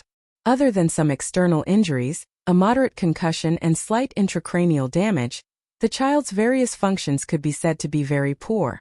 How poor? If these conditions were not improved, he would not live past 20 years. This was not an exaggeration. The medical elites gathered at the Hurricane Group's headquarters were definitely the best in the world. Basically, this was a conservative estimate. 20 years was still a relatively optimistic situation. The various functions of his organs were not optimistic, especially his organs. Yu's heart was naturally fragile and weak. Moreover, his physique was not satisfactory. Compared to Xiaoichen's physique, Yu's physique had always been poor since he was born. After years of careful treatment, although there were some improvements year by year, it could be said to be minimal. Alice took the report and flipped through a few pages. Her expression was grave. "There's a big problem with his heart." "What problem?" "Congenital heart failure." When Gong Xiaoying heard this, his heart suddenly sank. "According to Gong Jie," Alice said carefully, "this child was born prematurely. He was not even a month old. His older brother's physique is very strong. It's probably because he was deprived of nutrients in his mother's womb that he developed poorly. Gong Xiaoying's eyes revealed a hint of coldness. You already knew about this child's existence. Alice's heart skipped a beat and she did not speak for a moment. Gong Xiaoying's tone became more dangerous. You hid it from me together with him? Alice lowered her head guiltily. Her voice trembled slightly. I'm sorry. I didn't mean to hide it from you. Forget it. Gong Xiaoying waved his hand expressionlessly and said coldly, I know. This was all his idea. Alice remained silent. You said that he has a heart problem. Then, is there a corresponding treatment plan? Alice looked up and hesitated for a long time before she slowly said, It's not that I don't have one. It's just that I need some time. Gong Xiaoying frowned. How long is a little time? 5 years. Alice continued, because I don't know what level it is, I can't say for the time being. However, it's not like there are no conditions that can be improved. Do you need a heart transplant? No need. Alice said bluntly. Even if it's a heart transplant, no matter how good the medical skills are, after the transplant surgery, they can't live more than 10 years. This is already the highest record in the medical field. Oh. Gong Xiaoying turned around and looked at her. He said slowly, I'll leave this child to you. You must do your best for me. Yes. However, there's another thing that you have to remember. This child is now with me. You're not allowed to tell anyone about this. After a pause, Gong Xiaoying said meaningfully, including Gong Jia. Chapter 3365.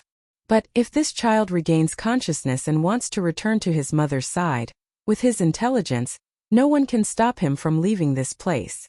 Alice said so. Gong Xiaoying smiled coldly when he heard this. He turned around and slowly sized her up. Alice, you should know what this child means to me. Alice nodded and said with a smile, This child is your grandson and your closest relative. He's very important to you. More importantly, this child is talented and is also the core figure of the Heavenly Eye project. However, with Gong Xiaoying's stubborn personality, he could not accept Mu Yaja. After so many years, Gong Xiaoying's hatred for the Mu family had not disappeared at all. It was deep in his bones. This was not something that could be easily resolved with just a few words. However, Yu Yu had also made his position clear. He was on Mu Yaja's side.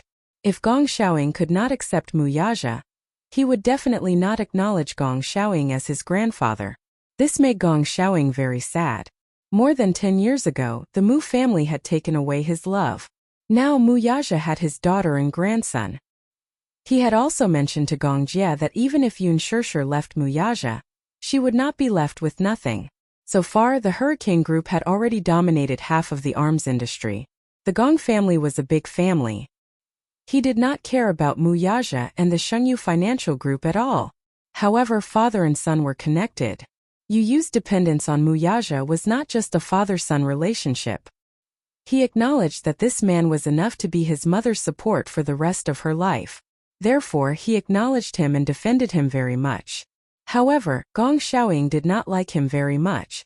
Gong Xiaoying sneered and said, Since you know, then you should know what to do. Alice was at a loss for words. Gong Xiaoying walked up to her slowly and said meaningfully, I heard that you used to be a hypnotist and an authority in the field of hypnotism. Alice's gaze shook as she looked at him in disbelief. Gong Xiaoying said faintly, I remember that you once used deep hypnosis to permanently seal part of the memories of an experimental subject. Yes. Alice nodded solemnly. If we use deep hypnosis, we can indeed achieve the method of sealing memories. But do we really have to do this? Her questioning made Gong Xiaoying faintly unhappy. Alice, don't forget your position. Yu Yu is my grandson and my flesh and blood. I won't harm him. Gong Xiaoying turned around and looked at the child lying on the operating table. He was so quiet that he looked like he was sleeping. His eyes were filled with unconcealable love. I didn't want to do this unless I had no other choice. He suddenly turned around and gritted his teeth as he said, I didn't want to do this either. But what can I do? I can't just watch this child return to that man's side. He already has enough. I definitely won't allow him to take Yu Yu away. Alice could not help but want to refute. Yu Yu was Mu Yaja's flesh and blood and was his beloved son. Doing this would be equally cruel to Yu Yu and Mu Yaja. However, she did not have the courage to speak. After thinking for a long time, she finally nodded and said weakly, I know what to do. Okay. Chapter 3366. Gong Xiaoying said, I hope you don't disappoint me. After saying that, he turned around and walked away. Alice walked to the operating table and lowered her head to look at Yu Yu's young and delicate face. She hesitated for a moment before raising her hand to gently caress his face. Her red lips trembled slightly as she suddenly closed her eyes in desolation. I'm sorry. In the quiet room, no light could pass through. It was dark. Smack. A lonely light came on. Alice carried Yu Yu to the sofa and adjusted his sitting position. In his half-awake state, Yu Yu opened his eyes slightly. His consciousness was in a state of chaos, and he could not tell if he was in reality or in a dream. She walked to the phonograph, put in a disc and played it softly. Soothing music sounded melodiously. Alice gently bent over in front of him and raised her hand. A pocket watch fell and swayed gently. Yu Yu opened his hazy eyes. As the pocket watch swayed gently, his eyes gradually lost focus and became empty and dark. He suddenly felt a ray of sunlight above his head gradually sprinkling on his body, and his whole body was enveloped in warmth. Immediately after, he opened his eyes and saw an endless sea. Under the sunlight, the golden beach was beautiful and dazzling. He walked on the beach and looked around, but there was no one in sight. Suddenly, he had a splitting headache. A woman's gentle voice sounded. Who are you? Yu Yu turned around warily, but there was no one in sight. Who's talking? The woman asked. What's your name? Yu Yu answered without hesitation. Yuntian Yu. The woman asked. What did you see? Yu Yu rubbed his eyes and turned around, only to see Muyaja standing behind him and smiling at him.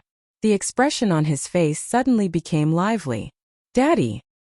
He leaped forward in joy, but when he reached him and opened his arms, he caught nothing but air. He was stunned. When he looked again, the person in front of him seemed to have disappeared into thin air. Daddy! He's not your daddy. What? Yu Yu turned pale with fright. Without waiting for him to question, the woman asked step by step. Who do you want to see the most? Who's talking? Yu Yu asked blankly. He took a few steps back in shock and bumped into a soft body. He turned around in fright, only to see Yun Shirshir standing behind him and smiling gently at him. Yu Yu, come here. Mommy! Yu Yu walked toward her in a panic. He was so scared that he was about to cry. Mommy! He reached out to grab Yun's hand, but in the blink of an eye, she was gone again. Mommy! He shouted hoarsely. Mommy! Yu Yu Yu! Yu Yu heard someone calling his name again. He turned around and saw Xiaoyichen hugging Yueyao and playing on the beach. The two little lads were diligently building a fortress and having a lot of fun. Xiaoyichen called out to him. Yu Yu, come over and play with us. Yu Yu did not dare to go over. He was afraid that the two people in front of him would disappear again. Don't. Yu Yu walked over hesitantly, feeling lonely and helpless. Don't leave me behind. Chapter 3367. I didn't. Yu Yu frantically tried to explain. Brother, I didn't bully you. Then where's the amethyst bracelet I gave you? Yu Yu quickly looked down at his wrist. The amethyst bracelet that he had been wearing was gone. Where's the bracelet? You lost it. Xiaoyichen carried Yueyao and said angrily. Well, let's go. Ignore him. Yueyao looked at him coldly. She turned around and lay in Xiaoyichen's arms. Without looking at him again, she turned around and walked into the sea. Yu Yu panicked and chased after her desperately. However, he saw Xiaoyichen carrying Yueyao further and further away. Half of his body was covered by the sea. Danger! Come back! Yu Yu also rushed into the sea and shouted hysterically. Don't leave me behind! Brother Yueyao, don't leave me behind! Wait for me! A wave hit him and he was instantly swallowed by the seawater. The salty seawater kept rushing into his mouth. He struggled desperately between his lips and teeth, but his body kept sinking. He looked at the bottom of the sea. He struggled to open his eyes. As he breathed hard, Yun Na's ferocious and terrifying face flashed across his eyes. It's you. Yu Yu opened his mouth wide in shock. The seawater poured into his lungs. He grabbed his hands in despair, trying to grab hold of a life-saving straw. In the boundless sea, he could not grab hold of anything. He could only let the waves hit him. When he woke up again and opened his eyes, he was in a white room. The snow-white curtains, the snow-white walls, and the snow-white bed woke him up immediately. He sat up and looked around. There was no one in the room. He was completely flustered. He lifted the blanket and ran to the door. However, the door would not open no matter how hard he tried. He hit the door in despair and cried, "Mommy! Mommy! Daddy! Daddy, where are you? Shaoichin, save me, save me!" The door suddenly opened. He rushed out and saw a group of strangers standing there. They looked at him coldly and whispered in low voices, "An unwanted child. What a pity. He has no parents. Orphans, so pitiful." Yu said angrily, "I have daddy. I have mommy." A voice sounded above his head.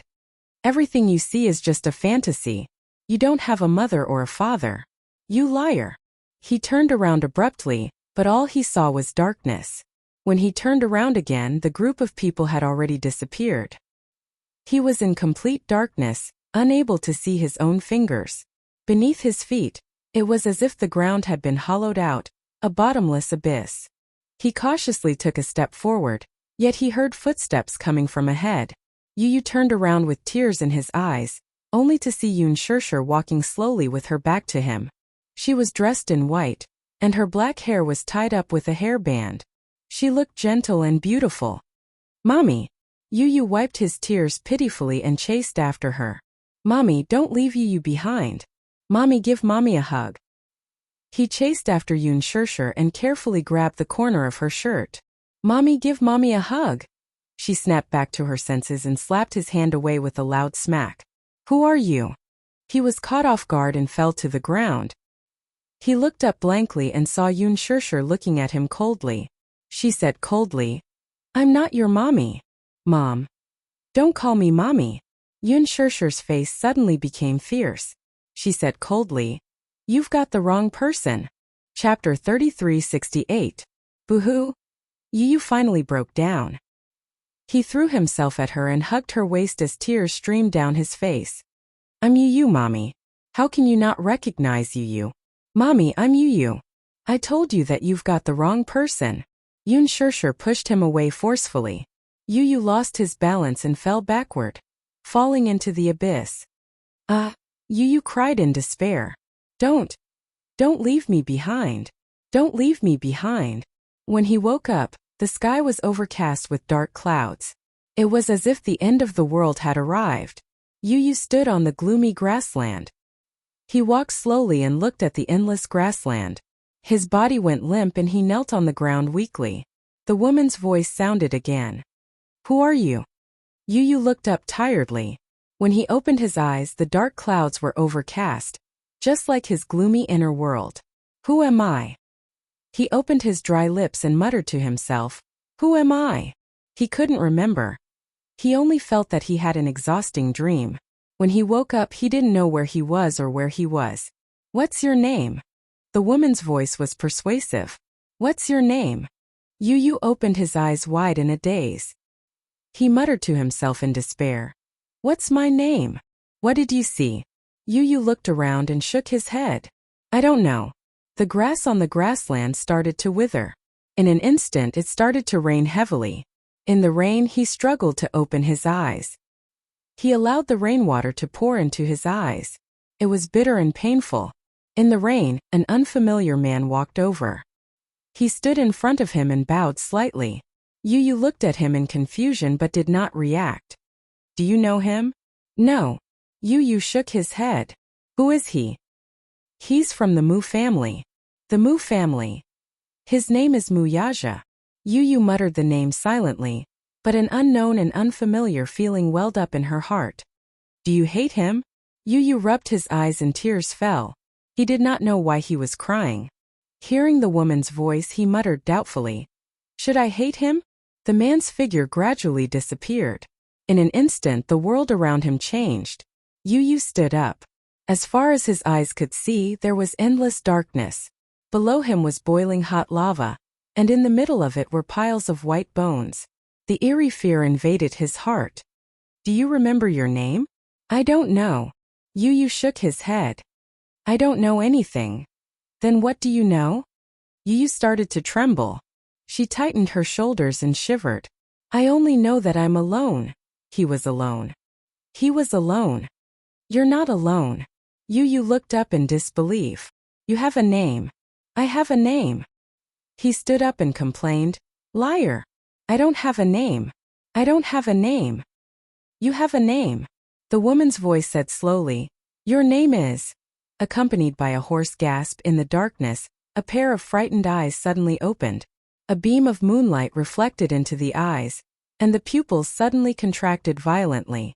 The incandescent lamp above his head kept swaying, but the surroundings were pitch black.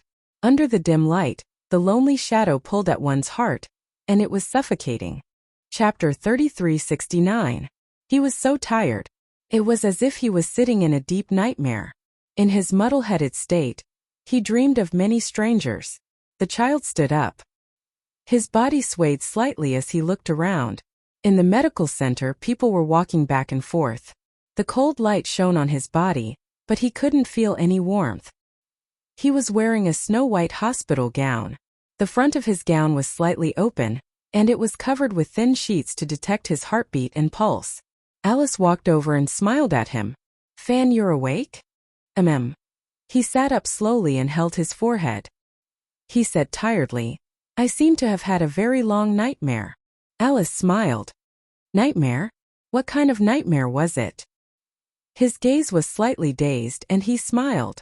Someone called my name, but that's not my name. Oh, you. He said these two words numbly, and his expression was blank.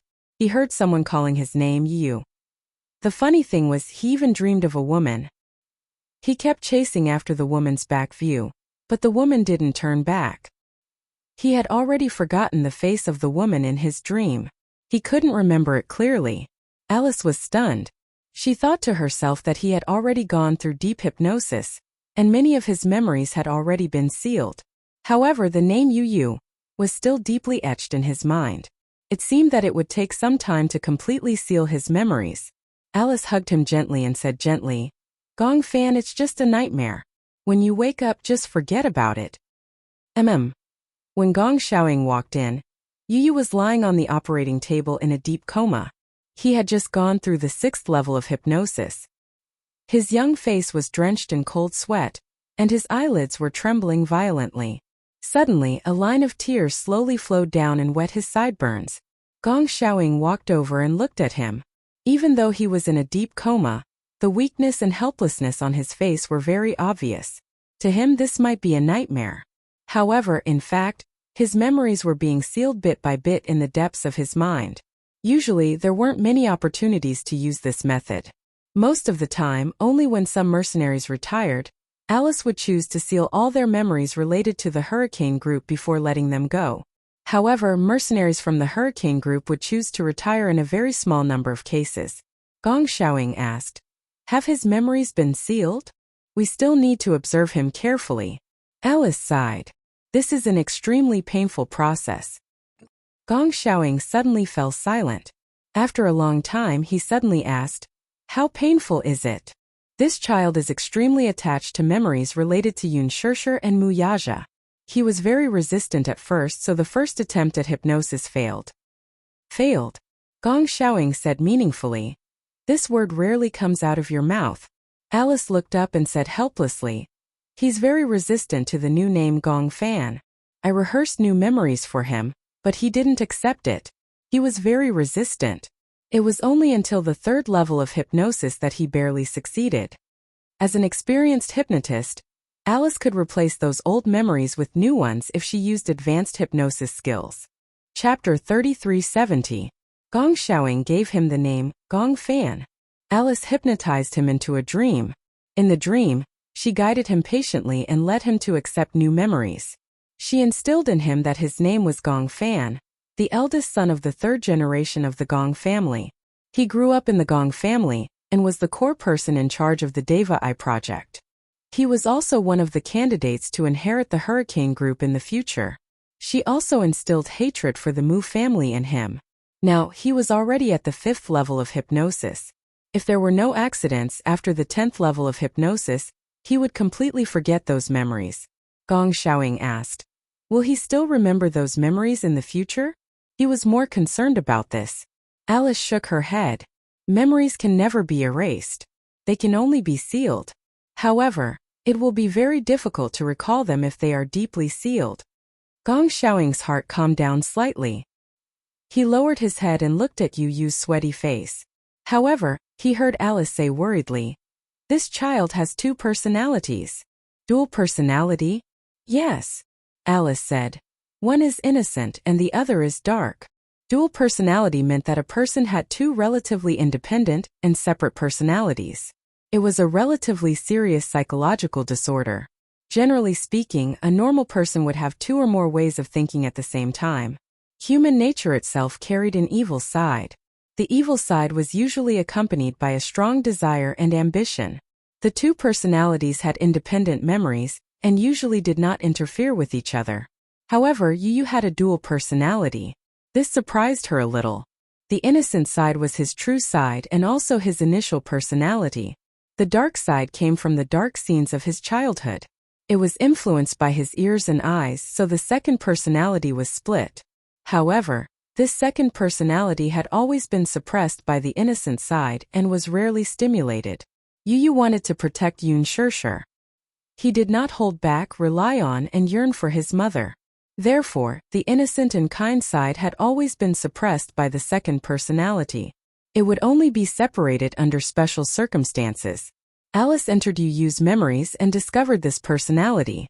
She also discovered all the dark memories in this personality. These memories did not interfere with the memories of the original personality. However, after Alice sealed the memories of Yun Shirshir and erased the memories of Muyaja, Xiaoyichen, and Yueyao, the original personality quickly disappeared. The second personality took over his body and completely took over his body.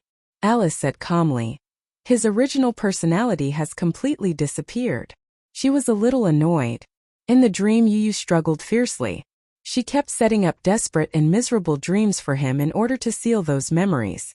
However, what was left behind was a child who looked like a walking corpse. Gong Xiaoying remained silent. He turned around and asked slowly, "Is there a preliminary treatment plan for his heart problem?" "No," Alice said. "It will take a long time to set up a treatment plan. After all, I don't know enough about his condition." "Do it as soon as possible." "Understood." Alice returned to the operating table and gently placed her right hand on his forehead. Fine cold sweat quickly soaked her palm. No. Chapter 3371. No. In his dream, he was running frantically on the surface of the sea. He kept looking behind him and saw a child who looked exactly like him walking towards him. The child looked at him coldly. His eyes were cold and gloomy on his handsome face. He was dressed in pitch-black clothes, as if he had become one with the night. He looked exactly like him. However, on his palm-sized face, his black hair was sharp and his eyes were deep. His thin lips were pursed tightly and his eyes were cold. "It's useless." The young man in black's voice was cold and indifferent. It was as cold as a piano on the sea. He walked slowly on the sea. He was calm and elegant. Even when the black waves hit him, he didn't move an inch. Even though Yu Yu was running pathetically, he couldn't shake him off no matter how hard he tried. "You can't escape." "No, don't come over." Yu Yu ran forward like a madman.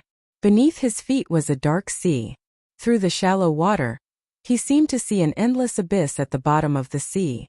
It was as if it was going to swallow him whole. Sharks swam around while wagging their tails. They opened their mouths from time to time, revealing their bloody mouths. Rubbing his eyes, Yu Yu stepped on the seawater and ran toward the sea surface not far away. "Save me! Save! Save me!" He looked back from time to time, but the young man in black was getting closer and closer to him. He exclaimed and ran. However, in the blink of an eye, the young man's figure flashed and appeared in front of him. He was caught off guard and bumped into the young man. Yu Yu was hit hard by the inertia and his body leaned backward. The young man in black held his hand tightly and pulled him in front of him. He held his shoulders. Yu Yu finally saw his face clearly. He had a fair face and a pair of dark eyes that hid traces of scarlet. He had a high nose bridge and thin lips. When he smiled, he revealed his white teeth. Where are you going? Yu asked cautiously. Who are you? Who am I? The black-clothed youth tilted his head, his voice as cold as ice. I am you. You are lying. Yu shook her head. What are you trying to do? I've had enough of you. The black-clothed youth sneered arrogantly. Yu, from today onwards let me replace you. And you are not worthy of existence. What? The black-clothed youth tightly gripped his shoulder and pulled him into his embrace. He used so much strength that it was as if he wanted to fuse into his own flesh and blood. Let's become one. Let me replace you. Yu struggled incessantly. However, the difference in strength was too great. He could only feel his body gradually turning into smoke and fusing with the black-clothed youth's body. No. Yu's eyes were filled with tears. Don't be afraid. The black-clothed youth smiled coldly and grabbed the back of his neck. As he lowered his head, his cold eyes slightly opened, revealing a sharp edge. From now on, I am you, and you will be reduced to ashes. No. Yun Shirshir was so shocked that she sat up on the bed. She had woken up from a nightmare and was covered in cold sweat. She looked around. In the dark bedroom, Xiaoqin was sleeping beside her. He was frowning slightly but did not wake up. Only then did she realize that she had just had a nightmare. Chapter 3372. Yu. Yun Shirshir lifted the blanket and got out of bed.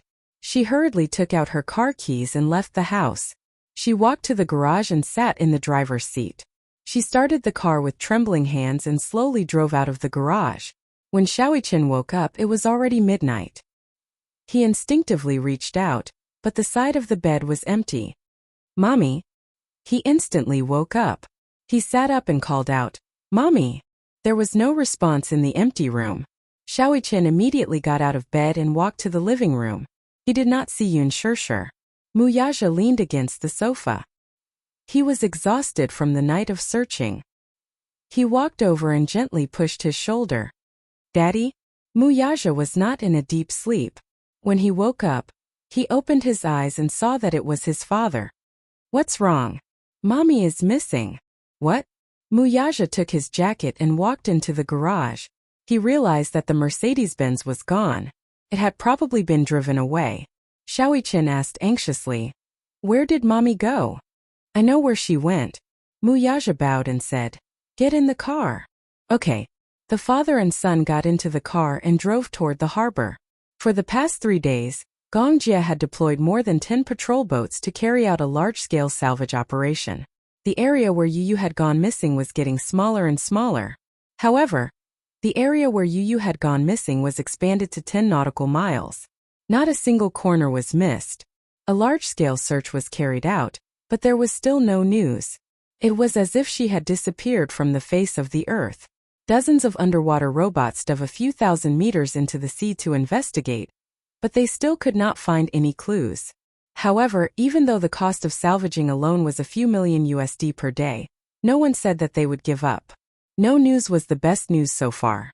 However, as time passed, Gongjia's faith was gradually eroded. The golden rescue time was within 72 hours. 72 hours were about to pass. This meant that Yu's chances of survival were very slim. However, if he was alive, he wanted to see him. If he was dead, he wanted to see his corpse.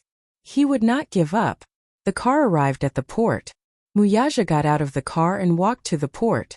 The huge port was noisy. He suddenly thought of a place. He picked up Xiaoqin and ran towards the beach. At dawn, the horizon shimmered faintly. Muyaja walked to the seaside and saw Yun Shirshir standing by the seaside. She was staring at the sea, motionless. When Xiaoqin saw this, he turned pale with fright. He struggled to jump out of Muyaja's arms and ran over to Yun Shirshir, hugging her tightly from behind. Mommy! He looked up and saw that Yun Shirshir had been staring at the sea since the beginning. Her eyes were red and swollen, and they were filled with despair and numbness. Xiaoqin calmed down slightly. He walked in front of Yun Shirshir and held her hand tightly. He comforted her and said, Mommy, don't worry. You will be fine. She had not closed her eyes for 2 days and 2 nights. She was in a daze. Muyaja coaxed and lied to her. He sent her home to rest, but she dreamed that Yu was swallowed by the sea. She woke up with a start. Yun Shirshir clenched her fists tightly. She suppressed her emotions and said in a trembling voice, "Is there still no news of Yu?" Chapter 3373. Xiaoyiqian quickly comforted her. "Mommy, don't let your imagination run wild. Didn't Uncle say that they haven't found him yet? This means that Yu is still alive." Yun Shirshir took a deep breath and slowly squatted on the ground.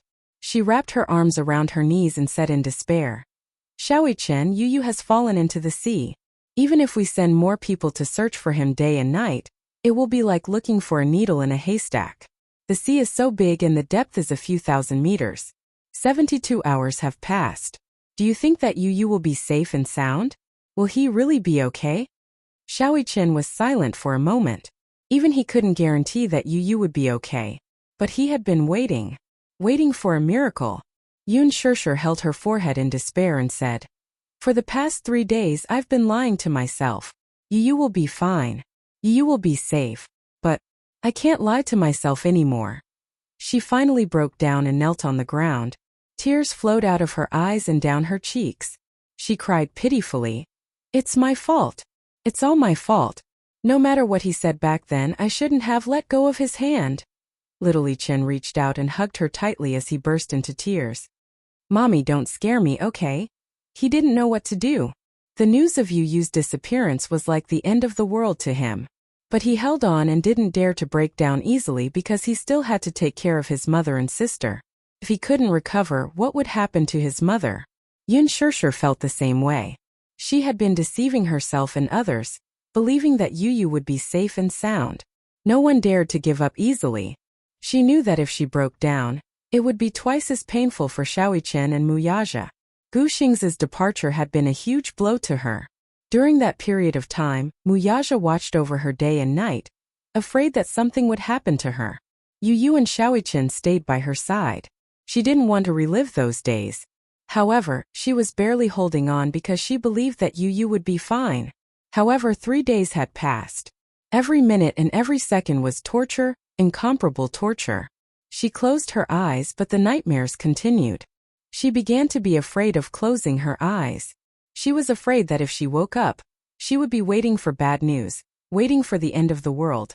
Xiaoyiqian hugged her and suddenly said, "Mommy, I believe that Yu will be alive and well. We can't live without him, and he can't live without us." Back then, Yun Na and Li Qin were thrown into the sea by Li Dongqiang, but they didn't die in the end. Gong Jie said that he had sent as many people as he could to search for them. They didn't even let go of a few thousand meters under the sea. He swore that if anything were to happen to Yu, even if he were to die, he would definitely be able to find his corpse. However, there was no news for a few days. Gong Jie suspected that Yu was no longer in this area. There were a few islands near that area. He had already sent patrol boats to investigate. If there was any news, they would definitely be able to find Yu's whereabouts. Muyaja looked at the backs of the mother and son, who were leaning against each other. He suddenly loosened his clenched fists and slowly walked behind Yun Shirshir. His heart ached as he hugged her shoulders. "It's okay." Chapter 3374. He said firmly, "The little guy is so lucky. He'll be fine." Yun Shirshir gripped the back of his hand tightly. She used so much force that she almost broke his skin. He knew that she was enduring it. The fact that there was no news of Yu was like the sky falling down on her. Muyaja hugged her tenderly and kissed her forehead gently. He said gently, Shirshir, let's go back and wait for Yu to come home. Wait for Yu to come home." These words had undoubtedly touched her deeply. Big drops of tears rolled down her cheeks. Little Chen wiped away his tears at once and gave a solemn smile. "Yes, Mommy, let's go back and wait for Yu to come home." Muyaja coaxed her gently. "So be good and stay at home and wait for Yu to come home, okay?" Yun Shirshir's lips trembled violently. She looked up and widened her eyes. Choking, she said, "No matter how long it takes, I'm willing to wait. But will he come back to us?" "Why not?" Muyaja hugged her tightly. His voice was slightly hoarse as he said, "That guy is so clingy to you and likes to pester you. It's as if it's killing him to be away from you for a day. He always likes to chase after you. Mommy this and mommy that, how can he not want you? How can he not come home? Little Ichin added. That's right. You can't leave mommy even if he leaves the air. He'll definitely come back. Otherwise, where else can he go? Yun Shirshir couldn't stop her tears anymore. She nodded pathetically. Ever since Yu was born, he had been like her little tail that she couldn't shake off no matter how hard she tried. She recalled how the little guy was extremely unwilling to spend time with Muyaja. He hugged her and said coquettishly, Mommy, you belong to Yu alone. Yu doesn't want daddy. Yu only wants mommy. She still remembered when she brought him to Fairy Tale Valley to play. Even though she couldn't participate in many of the activities, she still smiled brightly.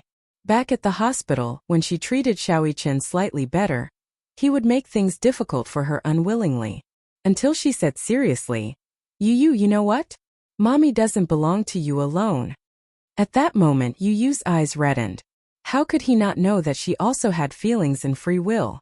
However, only the heavens knew how much mental work he had done before he let go and accepted Muyaja and Xiaoyichen. He had always been stingy and unwilling to share his mother's love with anyone else. However, he accepted Xiaoyichen and Muyaja from the bottom of his heart. No matter what choice mommy makes, I will definitely be by mommy's side. Because Yu can't live without mommy, and mommy can't live without Yu either.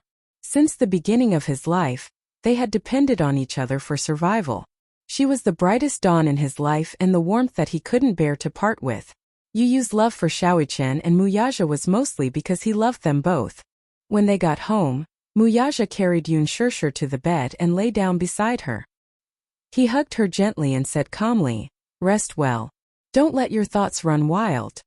Yun Shirshir suddenly turned around and threw herself into his arms. She hugged him tightly and greedily absorbed the warmth from his body. Don't leave me. The man's lips curled into a smile. Yes, I'll stay with you. I won't go anywhere. Chapter 3375. He hugged her for a long time before he slowly fell asleep. However, Xiaoyichen was no longer sleepy. He pushed open the bedroom door and was greeted with a cold and empty room. He turned on the lights and the room instantly lit up. He walked to the bed and sat on his side. This bed was his and Yu's bed. Ever since they moved here, they had been sleeping on the same bed. He was the one who suggested it. At first, Yu was very against it. However, he met such a clingy older brother and insisted on sleeping with him, saying that he was afraid of the dark. He still remembered how Yu drew a line on the bed and said arrogantly, You're not allowed to cross the line. Do you understand? If you cross the line, I understand. He lay down on the bed and pointed at the line. He didn't know whether to laugh or cry as he said, I'm not allowed to cross the line, right? I understand. However, no matter how well he planned it, every time he slept in the middle of the night, he would find himself in all sorts of weird positions and squeeze to Yu's side. Sometimes his calf would be on his stomach. Sometimes his arm would be on his chest. Sometimes he would feel cold in his sleep and he couldn't help but hug Yu. Yu couldn't sleep well because of him and would throw a tantrum at him the next day. However, he gradually got used to it. Xiaoyichen's sleeping posture was naturally terrible. No matter how much he warned himself before he slept that he had to lie upright and not move around, he knew that his sleeping posture must be terrible when he saw Yu's ashen face when he woke up. However, as time passed, their relationship got better. Yu was arrogant on the surface, but many mornings when he woke up, he would find Yu hugging him gently and sleeping quietly. What was even more incredible was that as long as Yu hugged him, he would be like a gentle kitten and wouldn't move around. The feeling of being hugged by him was very warm. Therefore, even though he was very sleepy, he could not bear to break this warmth. But now the bed was empty. The spot where Yu slept was cold and cheerless.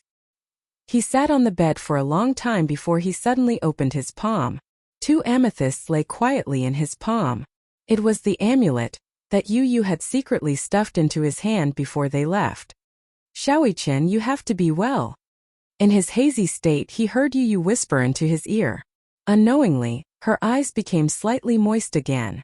Xiaoyichen wiped the corners of his eyes sadly and looked up at the ceiling. He wanted to force his tears back, But even so, they still flowed uncontrollably from the corners of his eyes. "Don't cry." He gently pressed his index finger against his lips and muttered, "Don't cry. Don't cry." Tears welled up in his eyes. He bit his lip hard and kept warning himself, "Mui-chan, you can't cry. Mui-chan." Yu Yu's angry voice suddenly came from behind him. "Useless. You only know how to cry." Xiaoyi-chan was shocked. He turned around, but there was no one behind him. He bit his index finger as tears flowed out of his eyes and rolled down his cheeks. He lowered his head and looked at the two amethysts. Suddenly, he clenched them tightly and walked to the desk. He took a tool and carefully connected the two amethysts with a red string. Chapter 3376. He rubbed the pendant gently with his fingers and muttered to himself sadly, "Yu Yu, when are you coming home? Don't tell me you don't want to go home. Am I always making you angry? I promise I won't do it again. I won't tease you on purpose or make you unhappy anymore." Xiaoyi-chan pursed his lips and said, "The important thing is, when are you coming home?" He returned to the bed and lay down quietly. Looking at the empty space beside him, he reached out his arms in a daze, imagining Yu Yu lying beside him. He wanted to hug him, but his arms grabbed nothing. Xiaoyi-chan's nose stung again. He gritted his teeth, clutched the blanket tightly, and let out a helpless whimper. He had a long and heavy dream, and it was so oppressive that he almost couldn't breathe. In the dream, the entire sky was gray and overcast with dark clouds. It gave off a very heavy feeling, and there was a strong aura of destruction. He looked around blankly and saw that he was standing on a withered sea. The seawater beneath his feet was rotten as if it had been soaked in ink. He tried to take a step forward and was actually able to stand firmly on the surface of the sea without falling. He suddenly realized that he was in a dream. Usually, when he was in a dream, no matter how bizarre it was, he would not realize that he was in a dream. But now, his consciousness was exceptionally clear. Mui-chan walked on the surface of the sea in a daze. The waves hit his body, but he didn't feel any pain. He didn't know when he would wake up from this dream. A youth in black stood in the distance with his back facing him. He looked lonely and cold. Mui-chan walked over in confusion and asked hesitantly, "Who are you?" The youth in black had his back facing him and didn't say a word. As if he didn't hear him, Mui-chan walked closer and raised his voice slightly. "Who are you?" The youth in black finally reacted, but he didn't turn around immediately. Instead, he walked forward. Mui-chan suddenly felt strange and quickened his pace to catch up with him. The black-clothed youth walked casually, as if he was taking a stroll in a garden. Mui-chan chased after him until he was out of breath. From time to time, waves would hit him, hindering his footsteps. "Wait!" The young man gave him an extremely familiar feeling.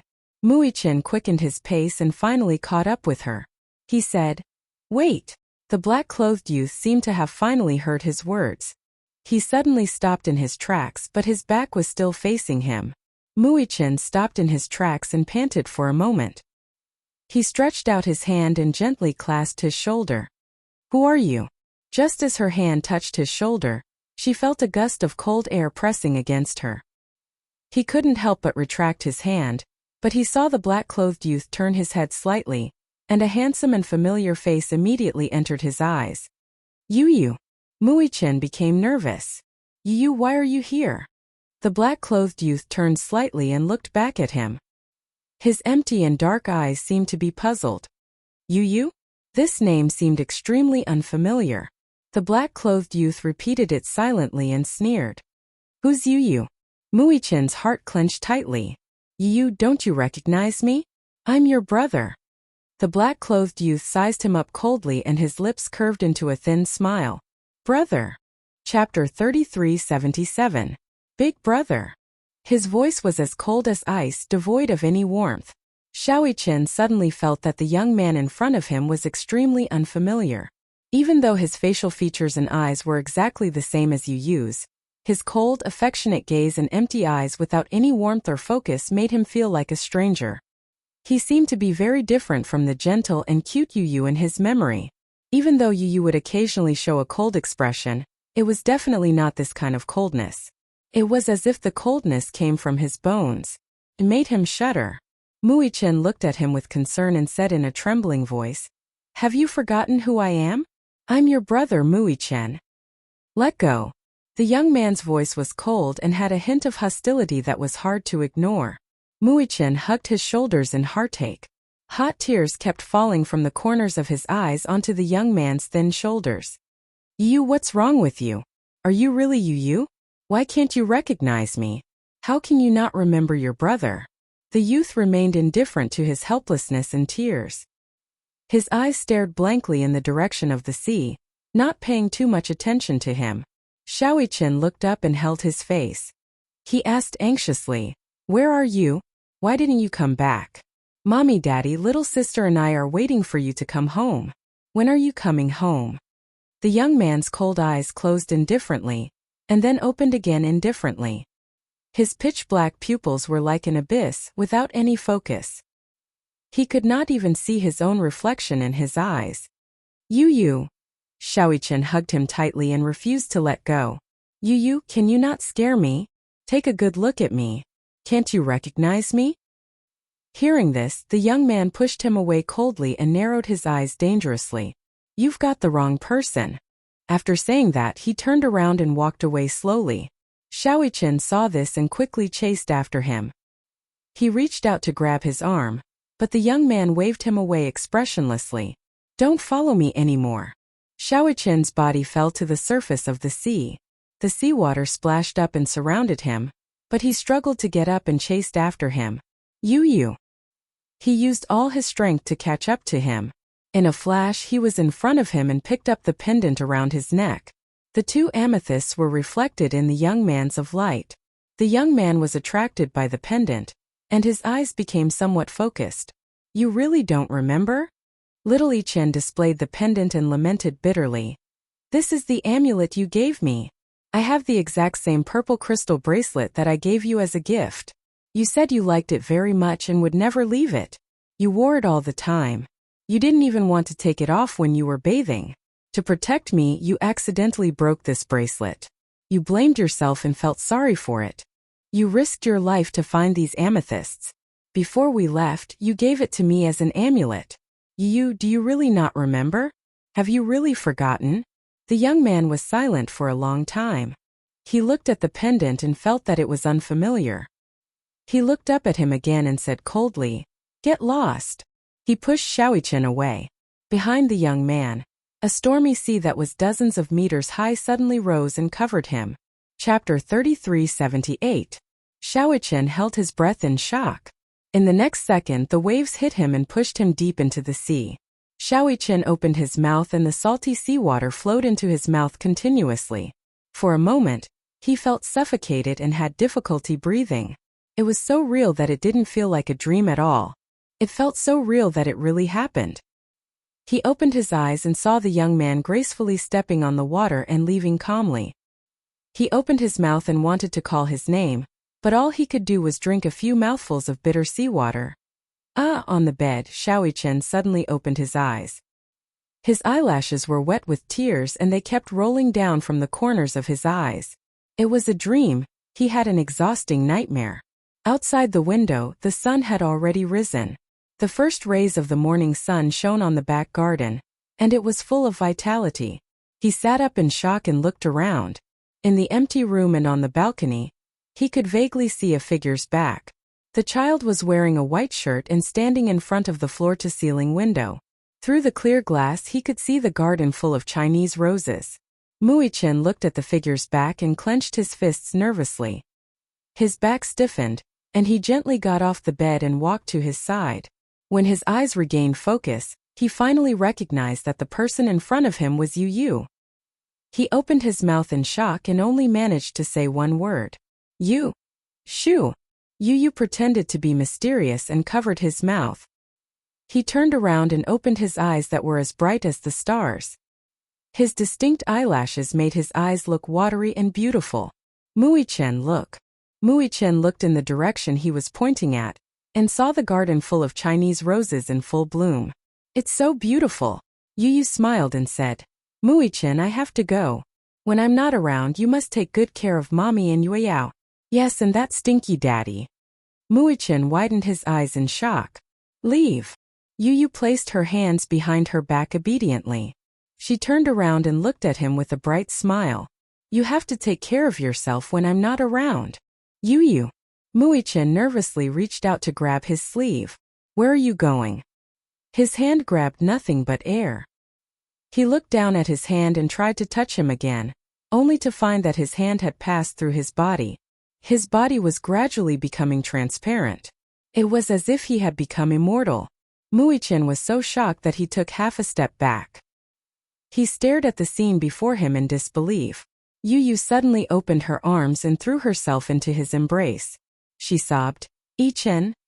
Xiaoyi-chen instinctively wanted to protect him, but his hands went through his body again. He was so scared that his whole body started to tremble. Yu, where are you going? Muichin finally couldn't control his emotions and broke down crying. Yu, don't go. Yu looked up and only smiled. Gradually, her body became more and more transparent and slowly disappeared from his embrace. Yu. Muichin woke up again and sat up in bed in shock.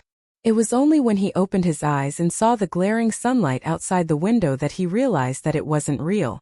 It was a dream within a dream. Chapter 3379. Xiaoyi-chen's gaze fell on the pendant around his neck. He gently lifted the pendant and rubbed it with his fingers. Perhaps it was because it had been attached to his skin for a long time, but it was not as cold as it seemed. He got up and went to the shower room to take a shower. He had a nightmare and was covered in cold sweat. He took a hot shower and changed into a clean set of clothes. After washing up, he walked to the baby's room. In the crib, little Yueyao was playing with a toy. Xiaoyi-chen walked over curiously and leaned against the railing as he watched her in a daze. Usually, Yu liked to lie beside the crib and watch little Yueyao play with her toys. Yueyao was still so young, so the toys she liked were also very childish. Sometimes, even if it was a doll that couldn't make a sound, sing, or move, she would still hold it in her hands and play with it with relish. Children's interests were often so simple and cute.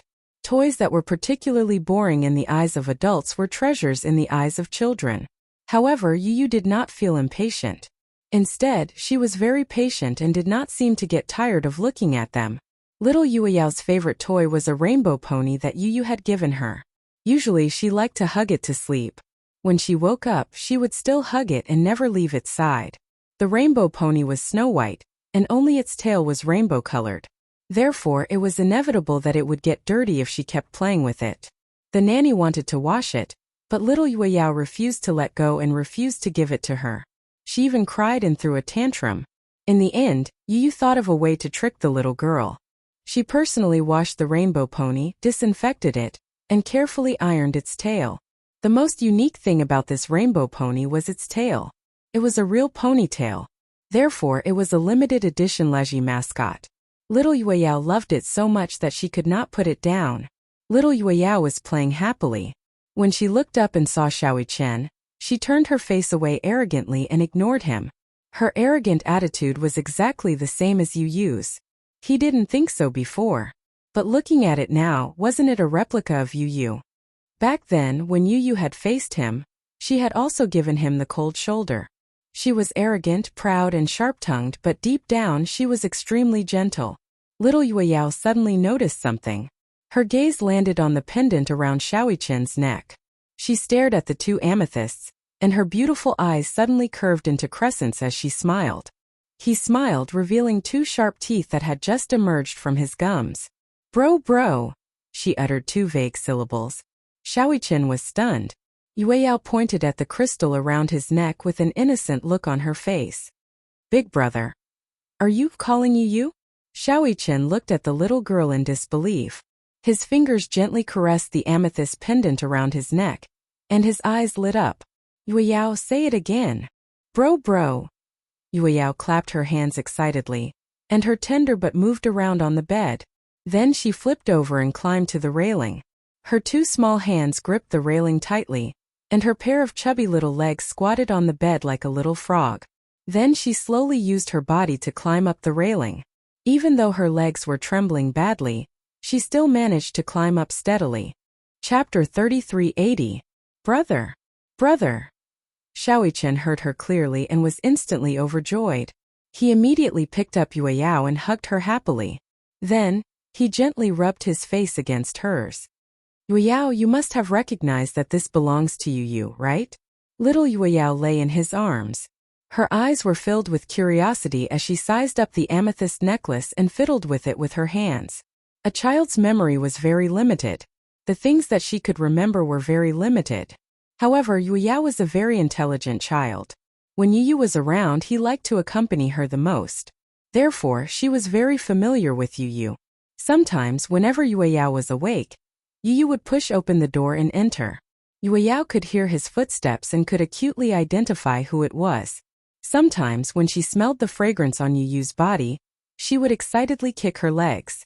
Yue Yao could not speak yet and her ability to think was limited. Therefore, it was very difficult to say who Yue Yao liked the most.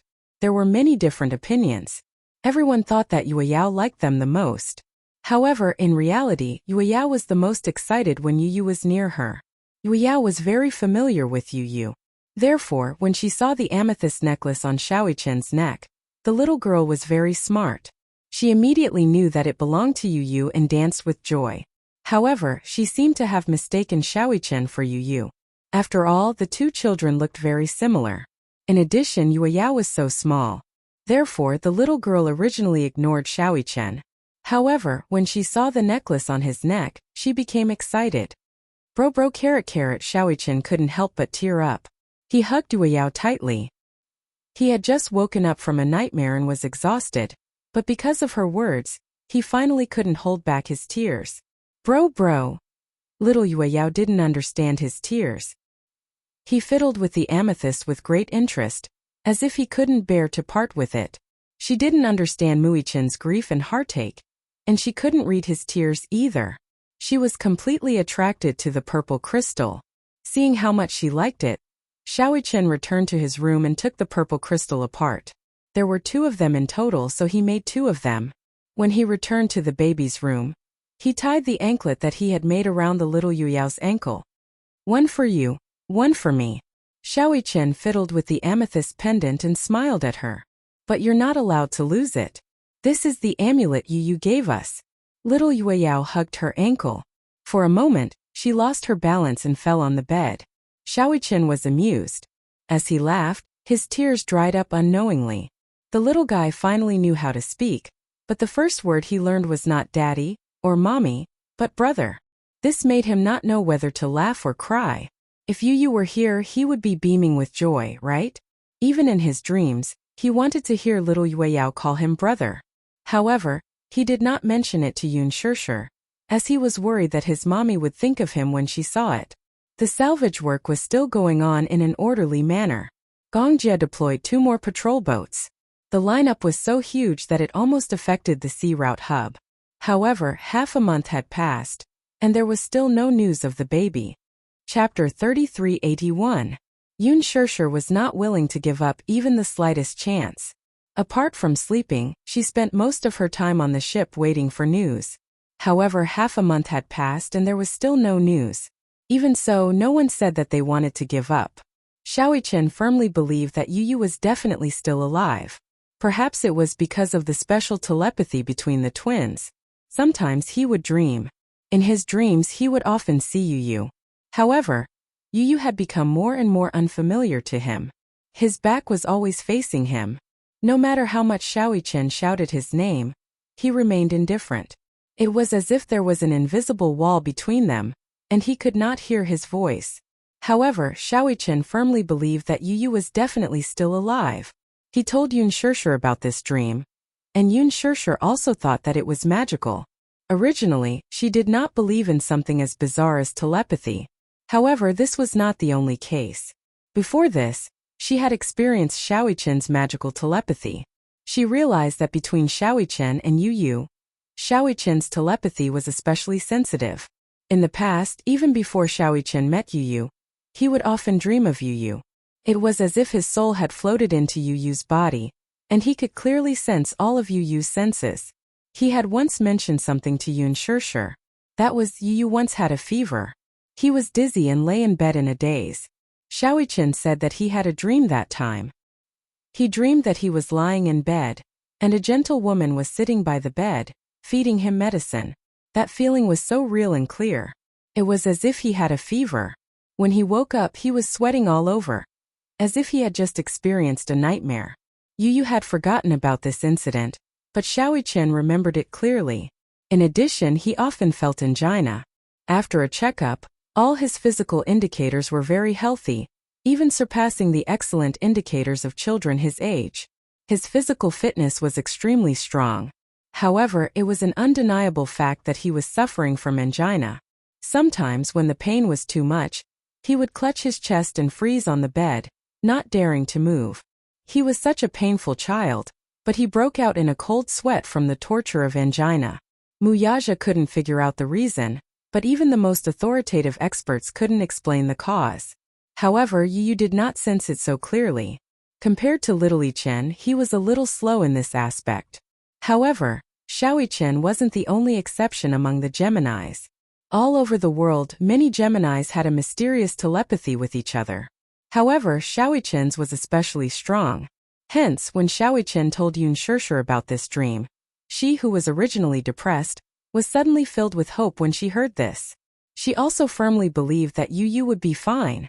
Before Yu fell into the sea, news came from the hospital that something had happened to Mushi. When Mushi found out that Yu was in trouble, she felt guilty and knelt outside the villa for a day and a night, hoping to get Yun Shishir's forgiveness. However, Yun Shishir avoided her. She couldn't forgive her. However, she knew Mushi's unspeakable difficulties. Even so, she still couldn't forgive her. Chapter 3382. To be fair, Yun Shishir treated her assistant well. To her, the latter was not just an ordinary assistant but a friend. She even invited her to be her bridesmaid at her wedding. This meant that, to Yun Shishir, Mushi was as important as a family member. However, the assistant betrayed her. This was what she could not forgive the most. She trusted her wholeheartedly and did not doubt her words at all. Whatever the assistant said was the truth. She rarely trusted someone so much, and that was because the assistant was Qin Zhou's subordinate. However, the assistant's betrayal was truly heartbreaking. When Qin Zhou found out about this, he was furious. He even thought of punishing the assistant harshly. However, he was busy taking care of Yun Shishir at that time and could not find the time. The assistant had always wanted to see Yun Shishir. Whether she forgave her or not, she had to at least apologize to her face to face. She begged the manager, but he replied, "Shishir trusted you so much, yet you betrayed her. Do you still expect her to forgive you? She doesn't even want to see you. Mushi, I'm utterly disappointed in you. I advise you to disappear from Shishir's sight. Otherwise, don't force me to take action." The assistant trembled with fear when she heard this. She was not afraid of Qin Zhou taking action, but she was almost crushed by self-reproach. A month after Yu fell into the sea, she slit her wrists at home to commit suicide. However, she was discovered in time and sent to the hospital. Her original intention was very simple, and that was to pay a life for a life. A debt of blood must be paid with blood. She harmed Shishir and Yu, so she would use her life to pay for it. Although she understood that her life might not be important to Yun Shishir, this was the best way she could think of. She did not ask for forgiveness. She only hoped to atone for her sins to the greatest extent. However, her suicide attempt did not succeed. The overflowing water from the bathtub seeped downstairs. The neighbors downstairs called the police and found her committing suicide at home. Hence, she was sent to the hospital in a hurry. After more than 20 hours of emergency treatment, she finally passed the critical stage. When Yun Shishir found out about this, she felt sorry for her. So she went to the hospital to visit her. Upon seeing her, Mushi's originally disheartened heart was injected with a trace of vitality. She struggled to get off the bed and knelt in front of her with a thud. She cried bitterly, "Shishir, I'm so sorry. I don't ask for your forgiveness, but other than this, I can't find any other way to apologize. Shishir, I'm sorry. I'm sorry. I'm sorry." She kept kowtowing and her forehead kept hitting the ground, causing blood to seep out. Yun Shishir's face was pale. She looked at her but did not reach out to help her. Her heart had long turned cold without a trace of warmth. Even though she was crying her heart out, Yun Shishir still couldn't bring herself to forgive her. I didn't come to see you to listen to this. Yun Shishir smiled coldly. You feel guilty, don't you? Do you really want to beg for my forgiveness? That's right. Of course you do, but don't you think that you're being selfish? Mushi looked at her blankly. Chapter 3383. After a pause, she curled her lips helplessly. But that's another matter. I'm very sorry about your parents' deaths. They're innocent and I implicated them. She clenched her fists and smiled sadly. What's done can't be undone. Mushi, you're on your own now. With that, she left the hospital. Mushi knelt on the ground in a daze, her whole body cold. A few days later, she pulled out the needle for blood transfusion. In the middle of the night, she left a letter and took the drug. She believed in Buddhism, so she believed that people who committed suicide would go to hell. This was her way of returning home, and it was also the most dignified way for herself. Yun Shishir was not surprised by Mushi's death.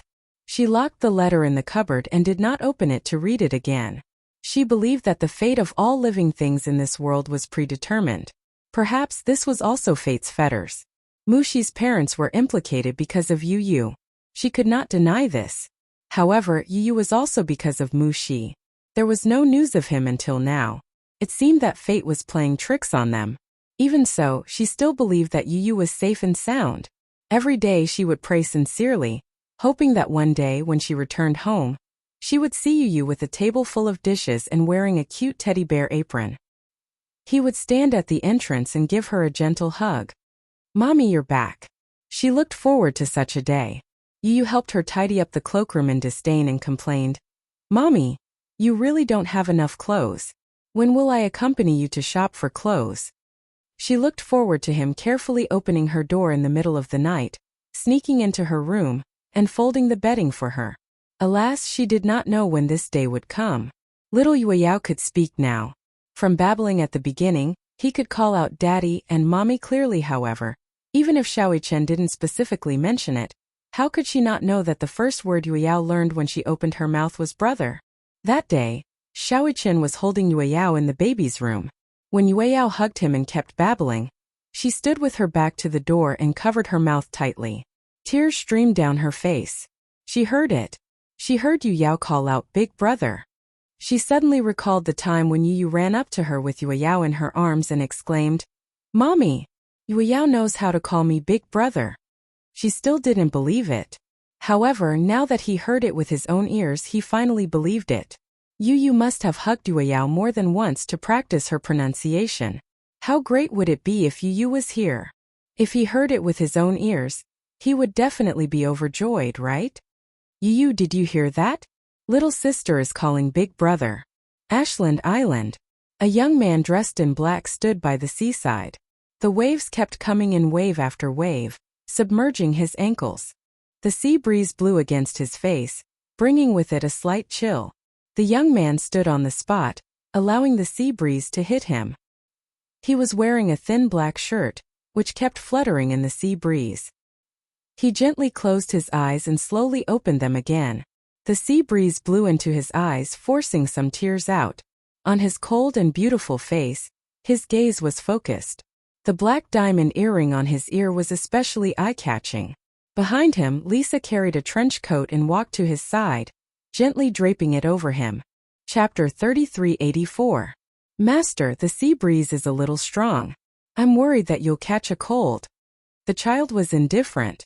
After Lisa draped it over him, he raised his hand and tightened his collar slightly. However, he continued to stare at the sea in silence. Some time ago, Gong Xiaoying arranged for him to recuperate on this private island.